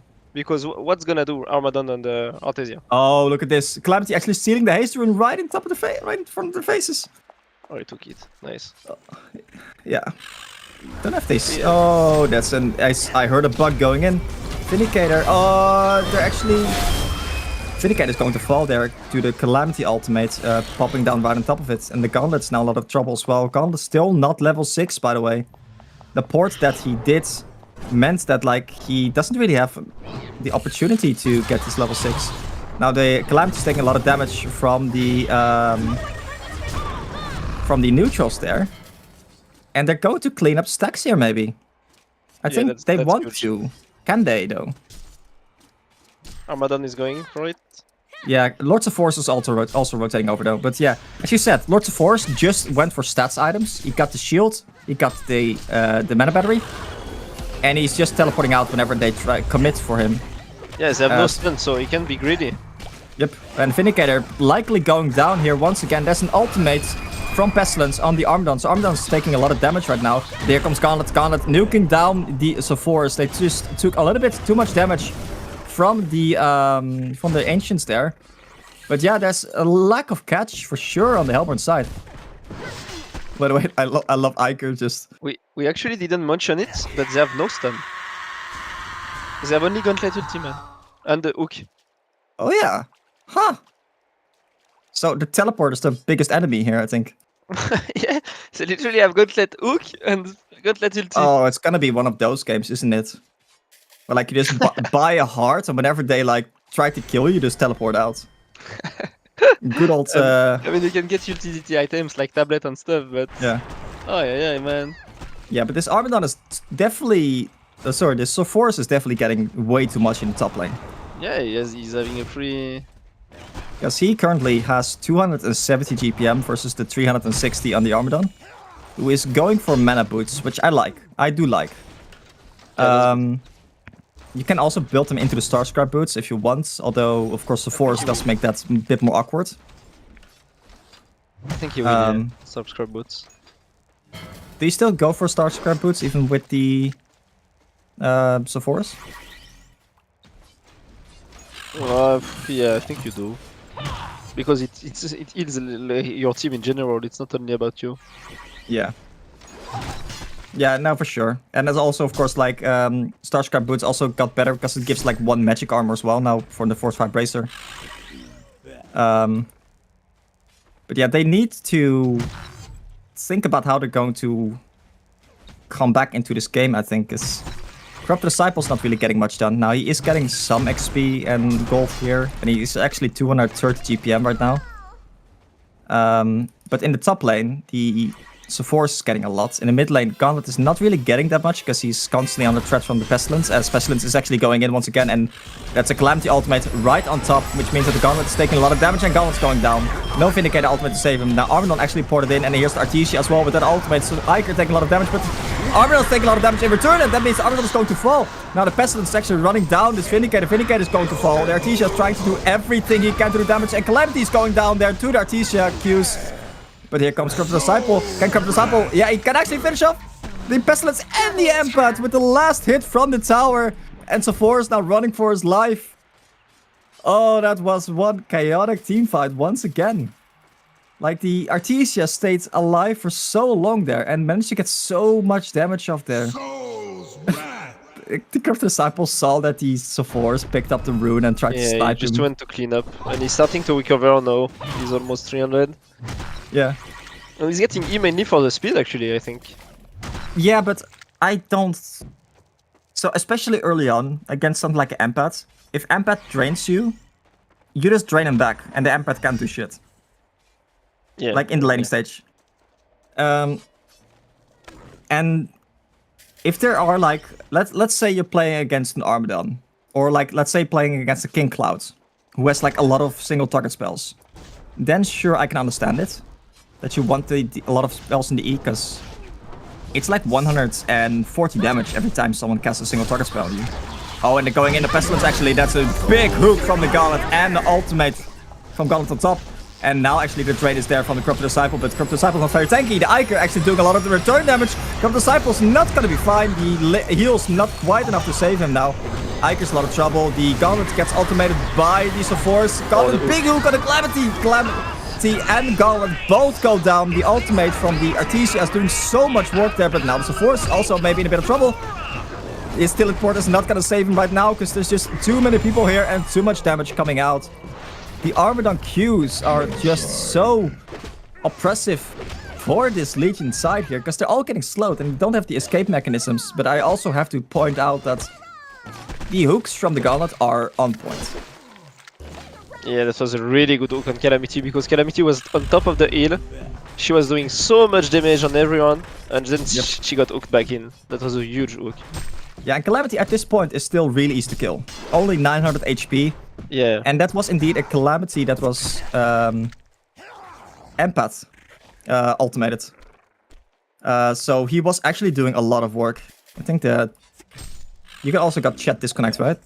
Yeah, but it doesn't matter, right? No, it shouldn't. But I think that's everyone got that there. But yeah, for now, these team fights are definitely going in the favor of the Hellborn side. I'll say.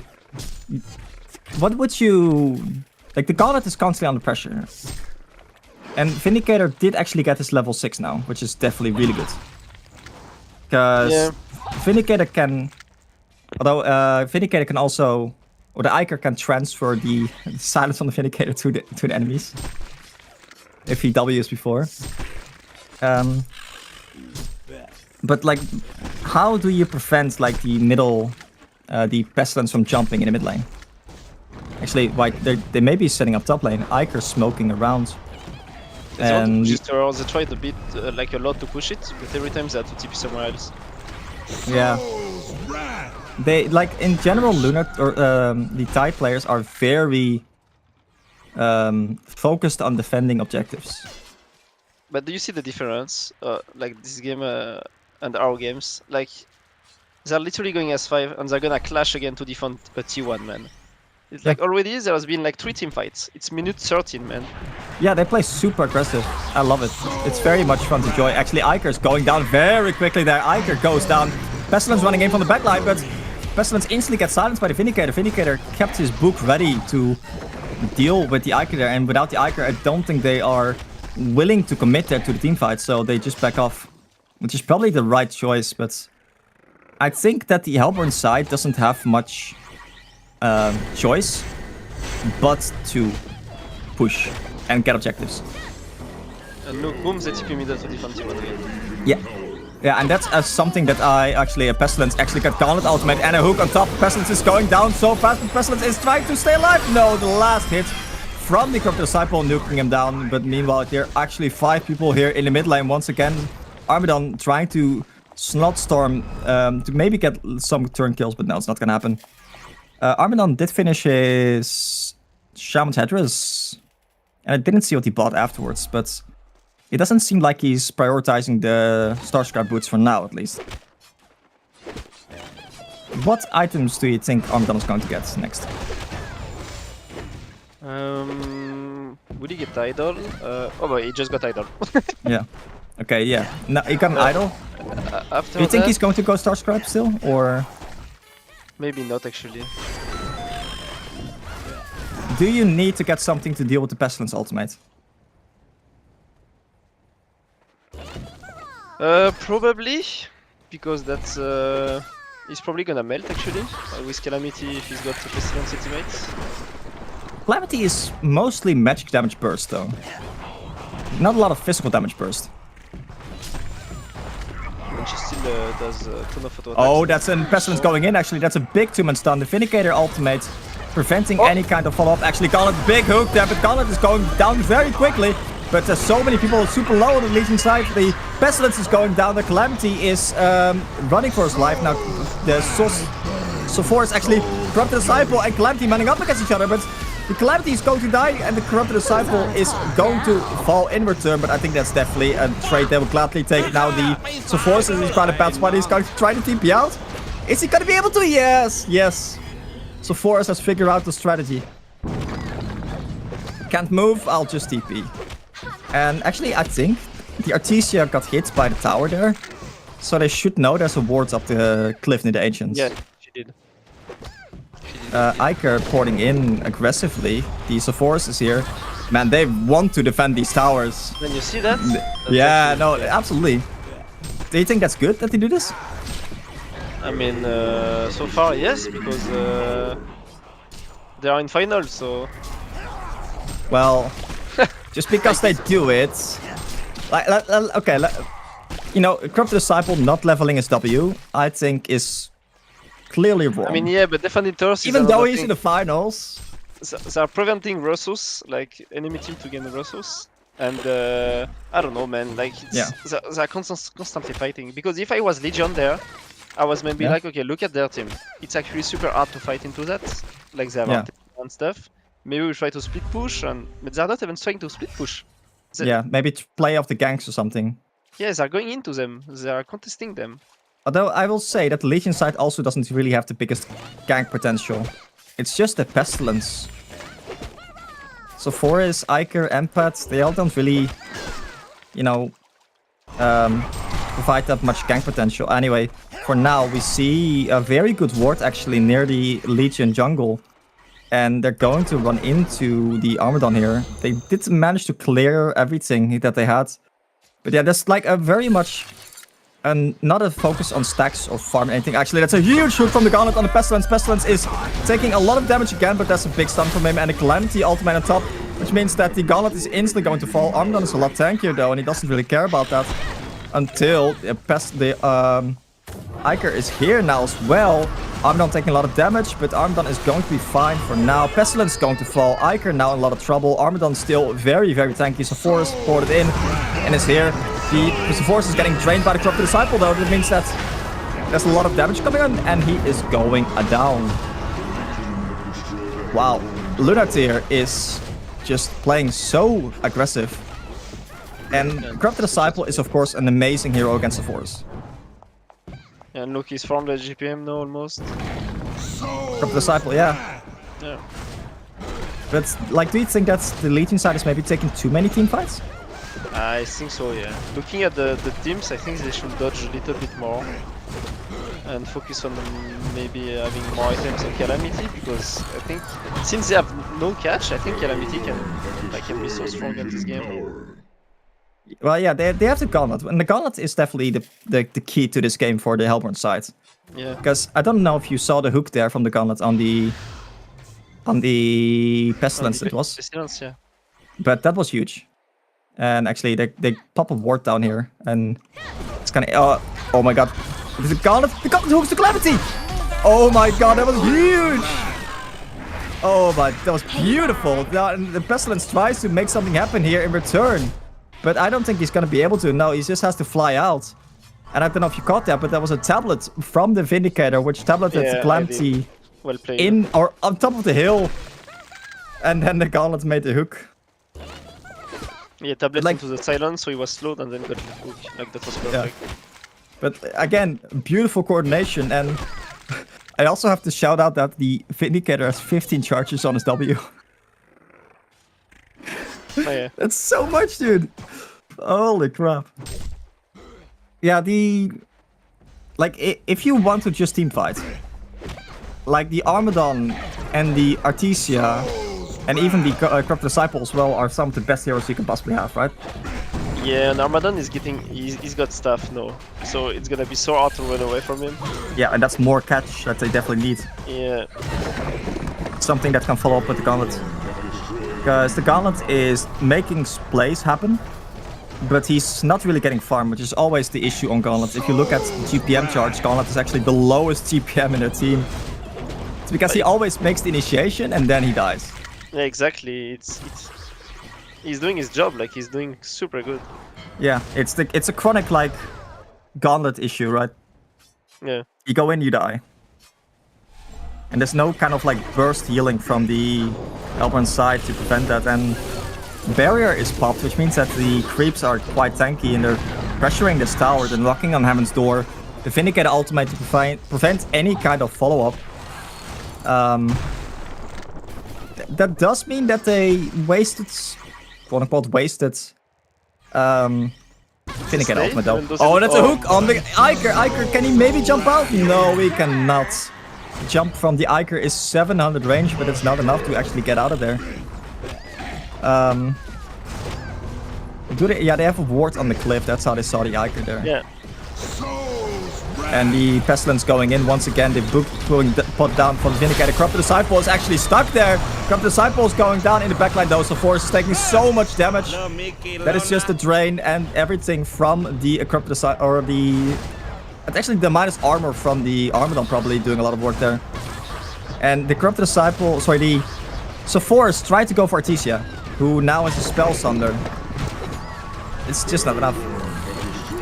I think the idea was great. The ultimate from the Calamity did a lot of work there, but it just was not quite enough. Now it's ultimate on the Iker, I believe. Calamity is taking a lot of damage there from the Armadon spikes, and they're all just falling left and right.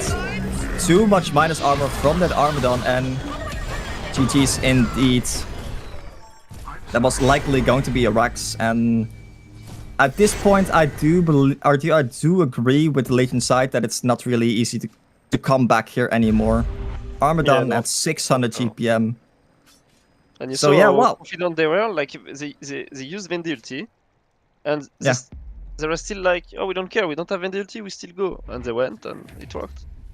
Well, they were like significantly stronger though, and they recognized that.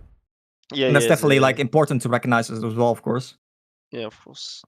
But One thing I do like note from the Legion draft though is that there's a significant lack of initiation. Yeah, but on the same, I mean, they had, yeah, but it was like Hellborn team. They had the same like kind of. Yeah, but the Hellborn team was stronger. Yeah, it was a stronger S5. Yeah, it was a really good team fight. But No, in then, general, like they were stronger at that point, and they just really capitalized on that. Because there were also times that, like, that the enemy, the Legion side was stronger, but like against a team with no initiation, Artesia is insane. yeah, Because Artesia But just provides so much AoE healing. even though they pick to group up early, so even if you have like someone that can engage, if they are always sticking S5 and you can burst anyone, it's hard. Like they drafted around the Arma picks and stuff. I mean, they picked Arma last, but I think they had an idea before of what they wanted to do. Yeah, I think in general, because let's assume for a second that instead of the Pestilence, let's assume that the Pestilence and the Garnet were swapped in teams, and everything else being the same. Like if you can like hook the gauntlets, or sorry, the if you can hook the Armadon like back, or hook the Corrupted Disciple back by like, what is it, 1100 units, suddenly like you can take a lot more coordinated team fight. The problem is that the Pestilence tries to go in with the flight, which is quite slow. He gets silenced by the Book or by the Vindicator ultimate, and nothing happens.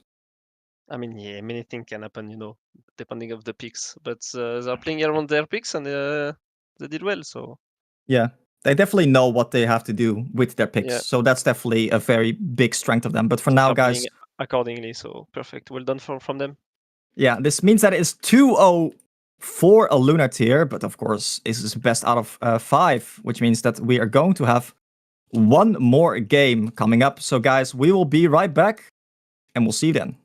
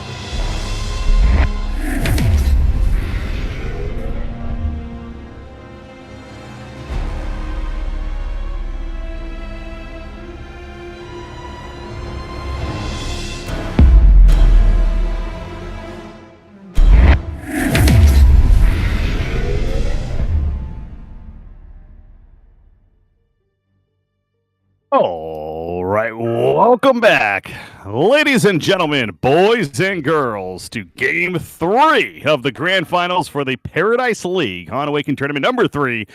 We are here to find out if Lunar Tier can once again win it all, or can Noah keep things alive one game at a time. That's right, I am Breaky CPK, filling in here for game number 3. Excited to be here. Sorry I missed other parts of it, but happy Mother's Day, by the way, to the mothers out there, or if you haven't said Happy Mother's Day yet, you know, feel free to, or certainly make that call if you haven't yet, if able to.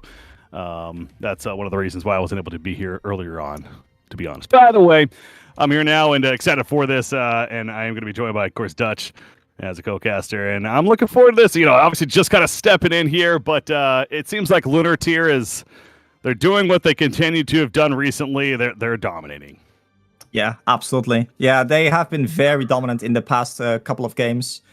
Even if they fell behind, it's again their team coordination is just amazing. It's of course like very enjoyable to watch. And of course, Fuka, he did provide like a unique perspective because he has a lot of experience playing against them as well. So he's definitely said like that it's mainly their coordination and they're grouping up a lot, right? They're grouping up and they're constantly just fighting and applying pressure. And I think that is the aspect of Lunar Tier or even the Thai players in general that is just very difficult to play against. So I'm definitely excited to see him play, and every game is just like a joy to watch. It's been a long time from the 50-minute Mage Pain versus Dark Lady games. Thank God, absolutely has been, and that honestly for me has been one of the biggest. I did cast the first day of the last weekend, and sure enough, we got to watch some Lunar Tier as well once there, and it's just another reminder that this team is they're so diverse. So that's what I really like about them. They're not afraid to be different too. They play their own game and they play it so damn well. The teamwork is certainly on point. So I'm expecting once again, obviously more of that here as they're on the Legion side, and of course Noah on the Hellborn. But over to Noah, I mean, solid team themselves. Obviously, get into the grand final, certainly respectable in that. They're going to open up with a Deadwood Vindicator. So what do we think of the opening, at least for them? Yeah, so both of those heroes have been quite popular. I also think that if I'm looking quickly at the bans, there's nothing really too weird going on. Of course, we do have to point out that these teams have a lot of experience playing against each other, specifically. Right. So a lot of the bans and a lot of the picks that we see are also to fill in comfort picks or to block comfort picks, For example, last game we saw Corrupted Disciple on Lunar Tier, and I don't think Corrupted Disciple is... It was a first pick Corrupted Disciple. I don't think Corrupted Disciple is first pick material, but the Lunar Tier player Rampier, he just really likes to play Corrupted Disciple. And to be fair, he's doing very well on that hero. Because he was actually sent to the suicide lane and he still ended up with 400 GPM in that game. He's done that several times. Is he still doing the no conduit early on too? Yeah. And it was like against like a Calamity Empath lane. I was like, why don't you level your W, buddy? You can drain that's what I'm back. saying. They even if it just doesn't make sense, they don't care. They just do it anyways, and they do it well. No, yeah, he's been playing a fair amount of Corrupted in that off lane, and like I know what you got did point that out that he wasn't leveling up conduit, and he too wasn't a fan of that. But he's doing something right, clearly. So true. Like what you got isn't in the finals, and he is. So yeah. Right there you go. Better player, clearly. Argument has been made. Anyway, Breaky, by the way, I did also point out that it was Mother's Day when Neda was still co-casting with me, but I don't know where Neda is from, but he said it wasn't Mother's Day for him. So I don't know if it's like... I thought it was like a general European thing / NA thing, but clearly it isn't. Maybe it's not everywhere. I guess excuse me on my ignorance on that. I'm actually looking at... The U.S., Canada, and many European nations. However, some countries like Germany celebrate on every second Sunday in May, and then Mexico does a different. So yeah, it's not fully global, I suppose. And that is fair to point out. Appreciate your mother anyway. Yes. Hey, it's still good to give her a call if you can. Exactly. Anyway, for now, we see Kane, Martyr, Dark Lady, and then Foraban. Dark Lady sticks out to me. Oh, who's that banned by? Lunar Tier? Yeah. Like, Dark Lady is not really a powerful hero, in my opinion. At the moment, at least. It's weak in lane. It can, of course, get last hits in lane with the W. Mm-hmm. the Tainted Soul, or whatever it's called. Yeah, Tainted Soul. But it's, let's say you get free farm on a Dark Lady and you get your cleaver. If I compare like what a Dark Lady can offer at that point to something like a Madman or a Swiftblade or even a Nomad to some extent, Dark Lady just kind of doesn't do too much, in my opinion. Right. I'm wondering if it has something. Oh, sorry, go. I was going to say, I wonder if it has a little bit to do with maybe them. They got a Soul Reaper core, and obviously Dark Lady the Silence sitting on top could be a little annoying for that. I don't know, but yeah, it's not the meta carry right now. To your point. No, for sure not. Like the Dark Lady kind of wants to get something like a Shrunken before she can really do something, and of course she does scale quite well into the late game, but especially with how aggressive Lunateer has been playing. Are you really afraid that you're going to go into the late game? Because, like, basically none of the games that I've played, I think, went past 30 minutes. Because they've been applying so much pressure, and even when the game was kind of like back and forth, at some points, one team takes like a good team fight, and they just start pushing with that, and they keep the momentum going, and they win. Right. Instead of like this split push and wait and split push and gank a little bit. And yeah, that's a Swiftblade pickup. That's of course a very, very powerful hero here, in my opinion. Kinesis is not a hero we see too much of. According to Volka, Lunateer doesn't like to play Kinesis because or according to Net, I don't know, one of the two. Because I saw like a Magmus pickup from one of the teams, and I said like maybe Kinesis is a potential pickup because of course like Kinesis with a Magma stun it's a different hero, you know. It's on a different level, but although wait, Kinesis with Soul Reaper Q. Sure, that I mean Dig is also because you're talking about Geomancer's there. That's yeah, true. Dig maybe not too bad. So yeah, they did actually, of course, change the stun from 1.5 seconds to 2 seconds on the Dig. Right. So it can definitely be very powerful. It's just a bit slow compared to Magma stun. Mm-hmm. And then we have the Monarch. Now Vindicator is of course very good against Monarch because you can prevent the Monarch from ultimating / cocooning. And Grinex may be just an comfort pick, I think. I'm not sure about the Grinex. Well, was Corrupted banned? Mage Was Corrupted banned? Actually, no, I don't think so. No, Corrupted is up. Well, I was going to say, there you go. There's your answer. But no, Corrupted actually was there. But no, yeah, I like the Grinex more. It does bring even more stun to the table. Obviously, great against physical, or great for physical damage as well. And so perhaps, like him better in like the Swiftblade matchup to be able to deal damage there. But yeah, Grinex definitely has more chances to survive against something like a Swiftblade. Right. And also, maybe they want something that can like jump the backline, jump the Vindicator. Because the Vindicator is very frustrating here to play against. Because he just like prevents the entire follow-up from happening. Mm-hmm. So I think they may have chosen the Grinex specifically because he can easily go to the backline and jump from behind. And if you can jump the Vindicator, Vindicator will die. But usually the problem is finding him. Right. And last pick, Magebane.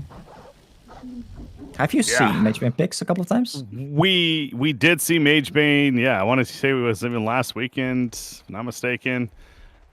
In the position of 1, to be fair, not as an offlane core.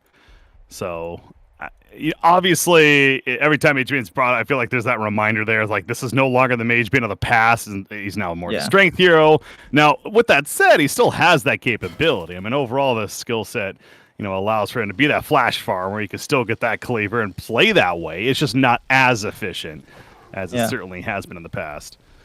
And also, they already have the physical damage part covered with the Swiftblade and the Deadwood. Do you really want the Magebane to provide the physical damage in this case? I don't think that's as necessary for sure. But yeah, I believe that the Thai teams, they like to play the Mage Bane more like a position 1 core than the European teams have been doing.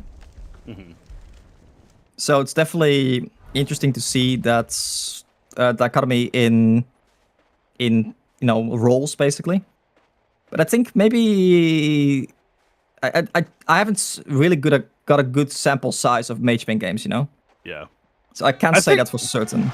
I think it was Thirsty playing it actually for Lunatir. Really, all I remember is remembering from it too, is that he was just playing it so aggressive in the lane, just constantly blinking on the opponent. Actually, over and over this and over. Vindicator might be in a bit of trouble. No, sorry, the Geomancer stun is not going to connect.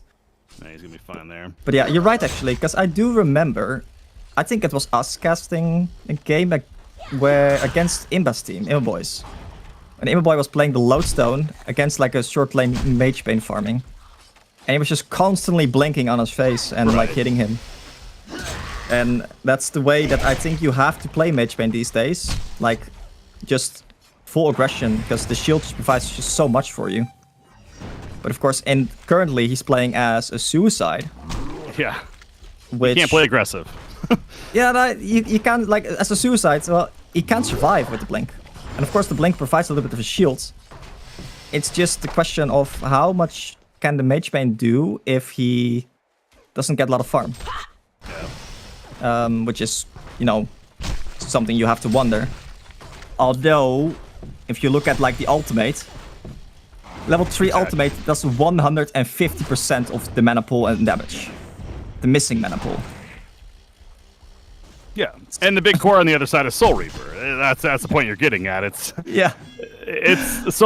sure that is definitely a big part of the logic there, to kind of put the bow on it for the Mage Bane final pick. Of like, hey, they wanted a hero that could certainly be a scare for the Soul Reaper no matter how farmed he gets throughout this game, and could be a threat to deal a lot of damage.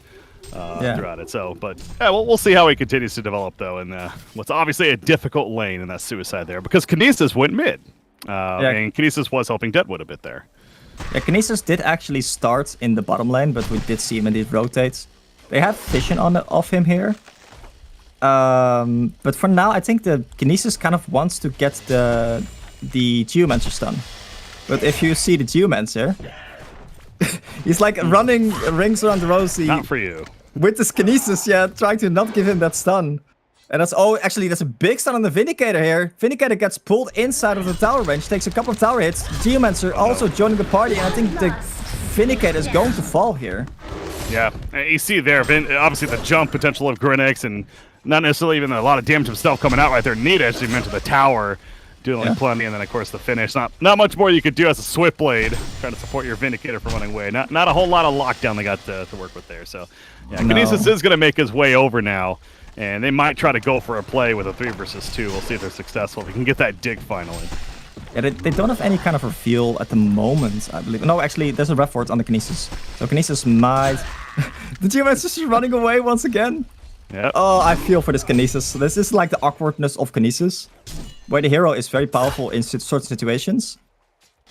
Every now and then, you just have the situation where you're trying to get like one specific spell, and it's just impossible. It's like just hiding. Like when you're playing against the Magpie's position 4 or something, he's also doing the same thing. Yeah.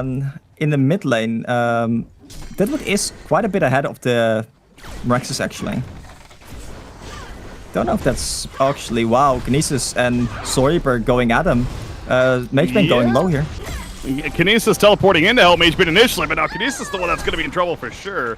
Mage Bane, I mean, Kinesis kind of doing his job still, at least helping to save Mage Bane, but yeah, you can tell Soul Reaper Monarch not afraid to just dive at the tower and play extra aggressive into it. So they will get a second kill on the board as we, of course, enter the pause. But you were mentioning, Deadwood's having a very good time there in the middle lane, 27-3 compared to it, 16-4 Meraxes.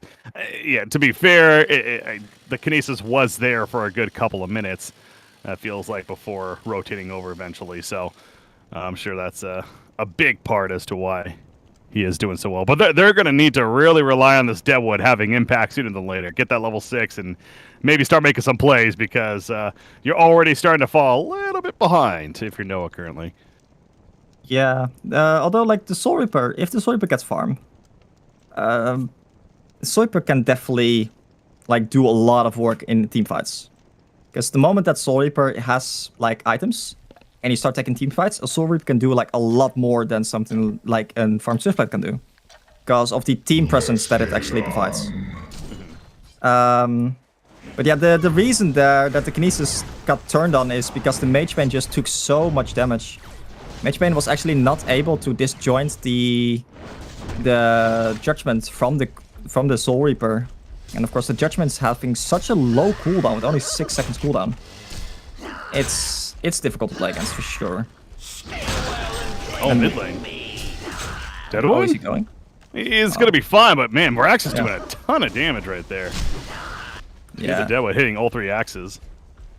So up until the moment that the Morax's or the Deadwood gets level 6, Morax's can definitely still just pop a lot of damage on this Deadwood. But the reason I think why the Deadwood has been winning the lane so much, as Vindicator goes down top lane again, is just because Deadwood has like 30 more damage. It's that simple. Just leverage that. Oh yeah. You pick up that big log, you hit pretty hard. Kinesis is definitely going down bottom. Yeah, he tried to use a power splat to survive right there, but it ain't gonna work, or apple, or whatever it was. Either way, he does not live, and more push happening from this Legion team. Thirsty, he is definitely getting not only hero kills, but of course plenty of CS as well. 430 gold per minute currently, and they're gonna go on to Mage Bane. This could be an ultimate. Yep, is it enough? No, it's not. A little too early on the ultimate, perhaps. I mean, might have needed to at that point. But now Deadwood's coming in. God, this would be a big kill if they can get Soul Reaper somehow. You're not going to though. He's too fast. Yeah. And that'll be the end of it.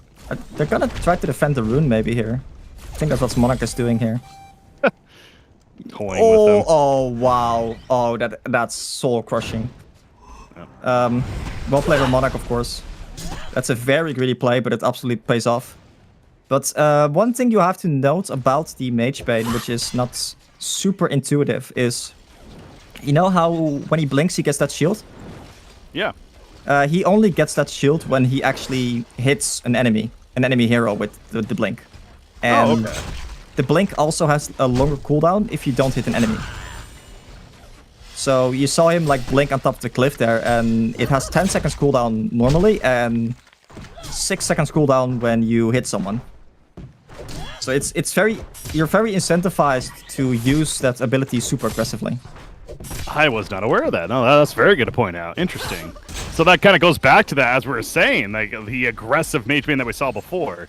That makes even more sense as to why he was just blinking over and over. But yeah, with the Suicide Lane, you just cannot do that. And he's so far behind now, so there's not nearly as much value there. And yeah, this GPM chart is not the prettiest to look at right now if you're Noah. So got to come back somehow. Though. Yeah, look at this by the way. So Geomancer used his dig ability, Geostalk, and actually got a very good ward in the Hellborn jungle here. Because they knew that they had triple stacks there because of the dig giving, you know, the little dots vision. And they know that like the enemy likely wants to farm these stacks at some point. But there's no good stack farmer on the Legion side, or the Hellborn side, sorry. Right. Unless like Kinesis maybe gets the Soul Reaper Q. But they're likely going to be very low whenever they try to take these stacks. So that ward, having that ward there is super valuable. And Deadwood might be in trouble here. Going for the 8-minute room. It's going to spawn. It gets picked out in front of him, and all of a sudden he realizes he is certainly in trouble.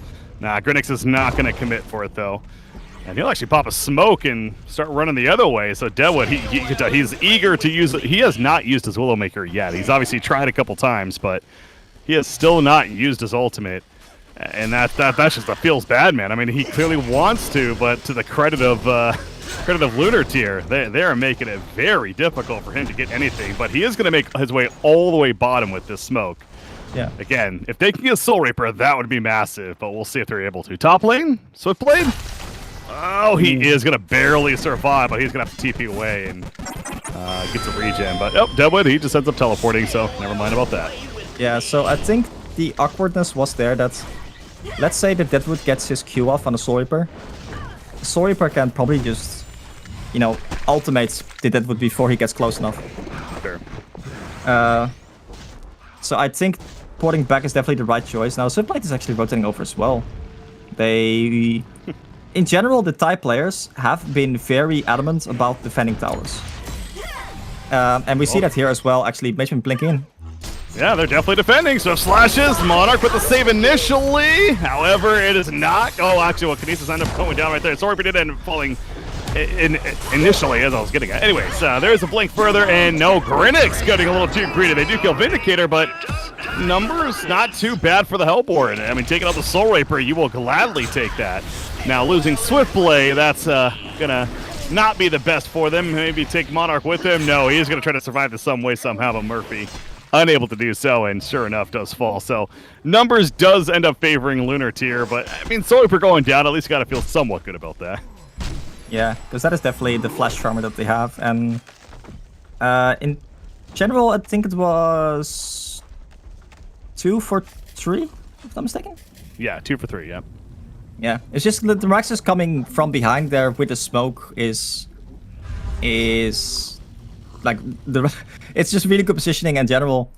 Because if you talk about like them being there, is the Deadwood was also of course around bottom lane, and also they see them all running over to that area because they have that ward, of course. Oh no. Nick. Deadwood, oh, you had mentioned this earlier. They don't really have the best stack taker, and Deadwood's like, well, I'll give my shot at it, but there's that ward. That ward coming into play. Grinix is like, yep, gonna go ahead and hunt you down and make an easy kill take place. So they're just, it's just so fluid with their movement. I mean, you're able to observe and call it. They just, they execute on it, and yeah, it's again, it continues to be impressive to watch. Certainly for Lunar Tier. But let's go back to like the last team fights. Meraxus ran all the way from the mid lane with a smoke to behind the outer tower. Meanwhile, Deadwood ran middle when he ported out from the bottom lane, instead of like going bottom as well or something. And that I think is one thing that like the Lunar Tier team seems to leverage a lot, very well. They always seem to have more people. So maybe they just have like 6 people on the team. I don't know. Oh, look at this. 2 minutes ultimate. He tries to take some farm. I mean, why not? Hey, there's 4 Hellborn heroes here trying to farm that, and yeah, might as well use the ultimate to discourage them and take a little bit if you can. So no, but like this, it's like he dug in there, so they didn't actually see, you know, him place that ward. But just being aware that they make the stacks and that you have to place that ward is either good callouts or good awareness, or, you know, I don't know what's going on in the team calls, but they do it very well. You just need someone to do it. Right. And someone has to, you know, make the effort to go there and place that ward. They know what the enemy wants to do, and they know how they can prevent them from doing that. So in general, right now, the Hellborn side is just not really farming that well. And they continue to prevent for them to farm, because while the Deadwood was doing very well in the mid lane compared to the Meraxus, currently the Meraxus is doing a lot better than the Deadwood. And the Deadwood might be in trouble here as well. Yeah, he spent, I mean, he got level 6, he started rotating, but he spent a good 3 minutes there, 3 to 4 minutes, I want to say, just kind of moving around, trying to make plays. But he just wasn't able to get anything. Because again, Lunar Tier did a great job of reacting to it, and then we saw what happened with him trying to take some stacks in the jungle, so suddenly he's not doing so well. And meanwhile, Soul Reaper, by the way, is going to finish the Mock of Brilliance at 13 minutes into the game, and that's... yeah, that's a 13-minute mock with Ghost Marcher's Blood Chalice. I would say that's pretty damn good for the Soul Reaper right here. Yeah, it's a bit greedy, of course, because you still die really easily if they catch you, but I mean, if you don't get caught, then it's a really good play. Greed pays off, yeah. Yeah.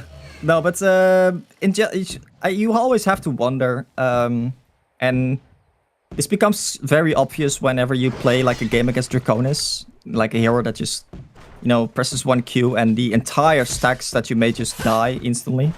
Right. It's not always good to make stacks. And Sure. I think that it's, in general, like you think as a player, well, if I can make stacks, I should try to make them because, stacks good. But at the moment, if you look at the Hellborn side, having stacks in your jungle that you have to defend is crippling you. It prevents you from moving, and then when you try to take them, you take a lot of damage, and they can capitalize on that. Let's say like there were no stacks there to take in the Legion side. You suddenly are not as worried when the enemy goes missing in your jungle, because there's nothing really valuable there that you have to protect. That is a really good point. Yeah, when you think about this game, how it's been playing out, it has actually hurt this Hellborn team more than helped by it, but quite a bit. Yeah. That they've been stacking. Kinesis did actually manage to take the Geomancer dig once again. I think he's been running around hunting for the Geomancer for quite a bit again. But for now we see Meraxis with an Invis rune. And Deadwood for the smoke rotating bottom. Kind of gonna curious make my mid. Uh-oh. Oh boy. How long is this this get smoke? awkward. Oh no! He comes out with the greed and just decides to farm a creep, not seeing anyone, and Meraxis is sitting on top of him with an Invis rune. However, they're gonna lift Meraxis, try to go for a turn kill. Mage Fade, yes, the Newerth goes off. They do take out Meraxis. Now they're going for critics, but no, he's gonna be healed up, and here comes Soul Reaper with that Mocker Brilliance. The heal spam. Mage Bane just has to blink out. Swiftblade dying in the midst of that as well.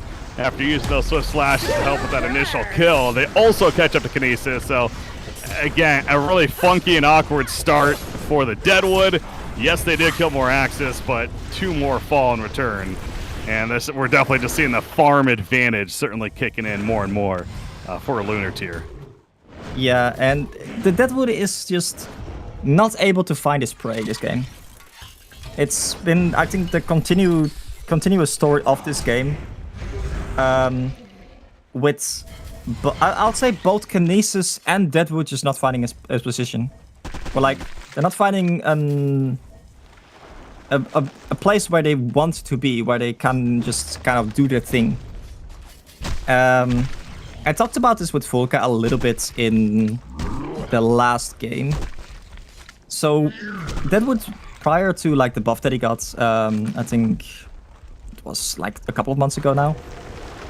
Deadwood was often played as position 4, where you use the long range on the Rotom Grasp to initiate stuff and kind of set up kills that way and just roam around. Yeah. It's not really being played that often anymore. Oh, Grenix going in. Soulcran comes for you. I mean, yeah, that's just Grinix finding a Clothy and shredding him to pieces. What else is new? Might find another one here in Vindicator. And Swiftblade. Oh my god, that stun. Oh my god. You kind of just feel bad for the entity. They just GG. It clearly is just gotten out of hand, and Lunar tier is. They did not drop. I wasn't able to 100% confirm, but did they drop another game this whole tournament again or no? I don't think so. So they were definitely the winners of the winner brackets. So yeah, we just got confirmation that they did not drop a game. So literally back-to-back tournaments, they have not dropped a single freaking game. I mean, this team is. I'm certainly not getting. Oh my god, they're Fnatic. They're staying. I'm not gonna just say that by any means, but this is in its current state where PK HoN, where we're at. This is the dominating team right now, and it's really cool to see a team from Thailand, especially, doing so. Honestly, so I love to see. No, but the thing that I really love about in general watching them play, it's not necessarily even individual plays or something like that. It's just the coordination that is significantly better than other teams, and everyone in the team is, playing the role that they are supposed to play to. I don't want to say to perfection, but they're playing it very well. Right. And it's just a joy to see in general, just the level of coordination and reliance that they have with each other. So yeah.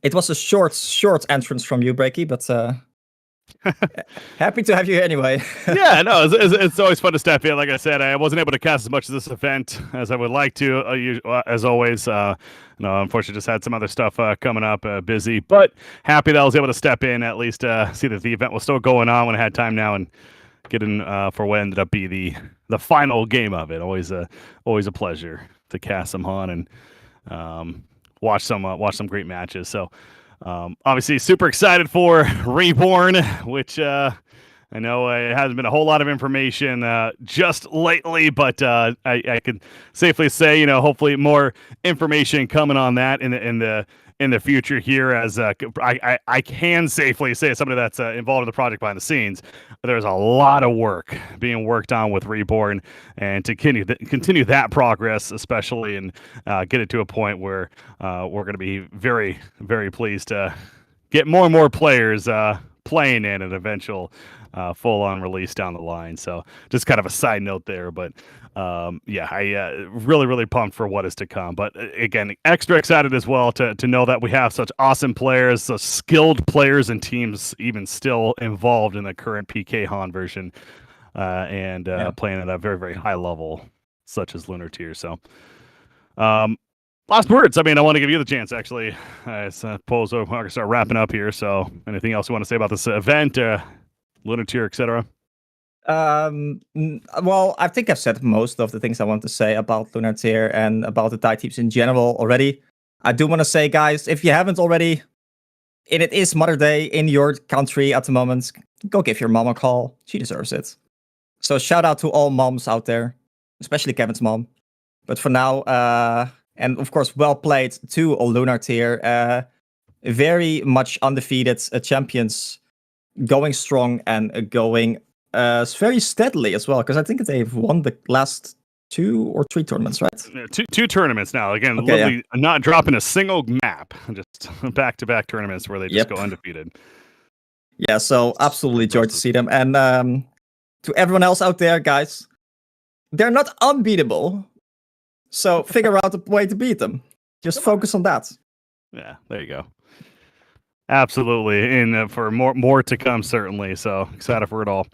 All right, I think it is official, though. Going to start wrapping this up. Want to once again, obviously stepped in for not too long here, but I appreciate the opportunity. Big shout out to Paradise, especially for putting all this on, both on production as well as the tournament itself. And shout out to everyone tuning in. Always fun to see the fans still around and enjoying watching these great matches here. So until next time, once again, I was Breaking CBK, joined by Dutch Ownage. The Paradise League HoN Awakening Tournament number 3, the Grand Finals has concluded. Lunar Tier, once again, your tournament champions out of Thailand. Big congrats to them. We'll see you guys next time. Have a good night.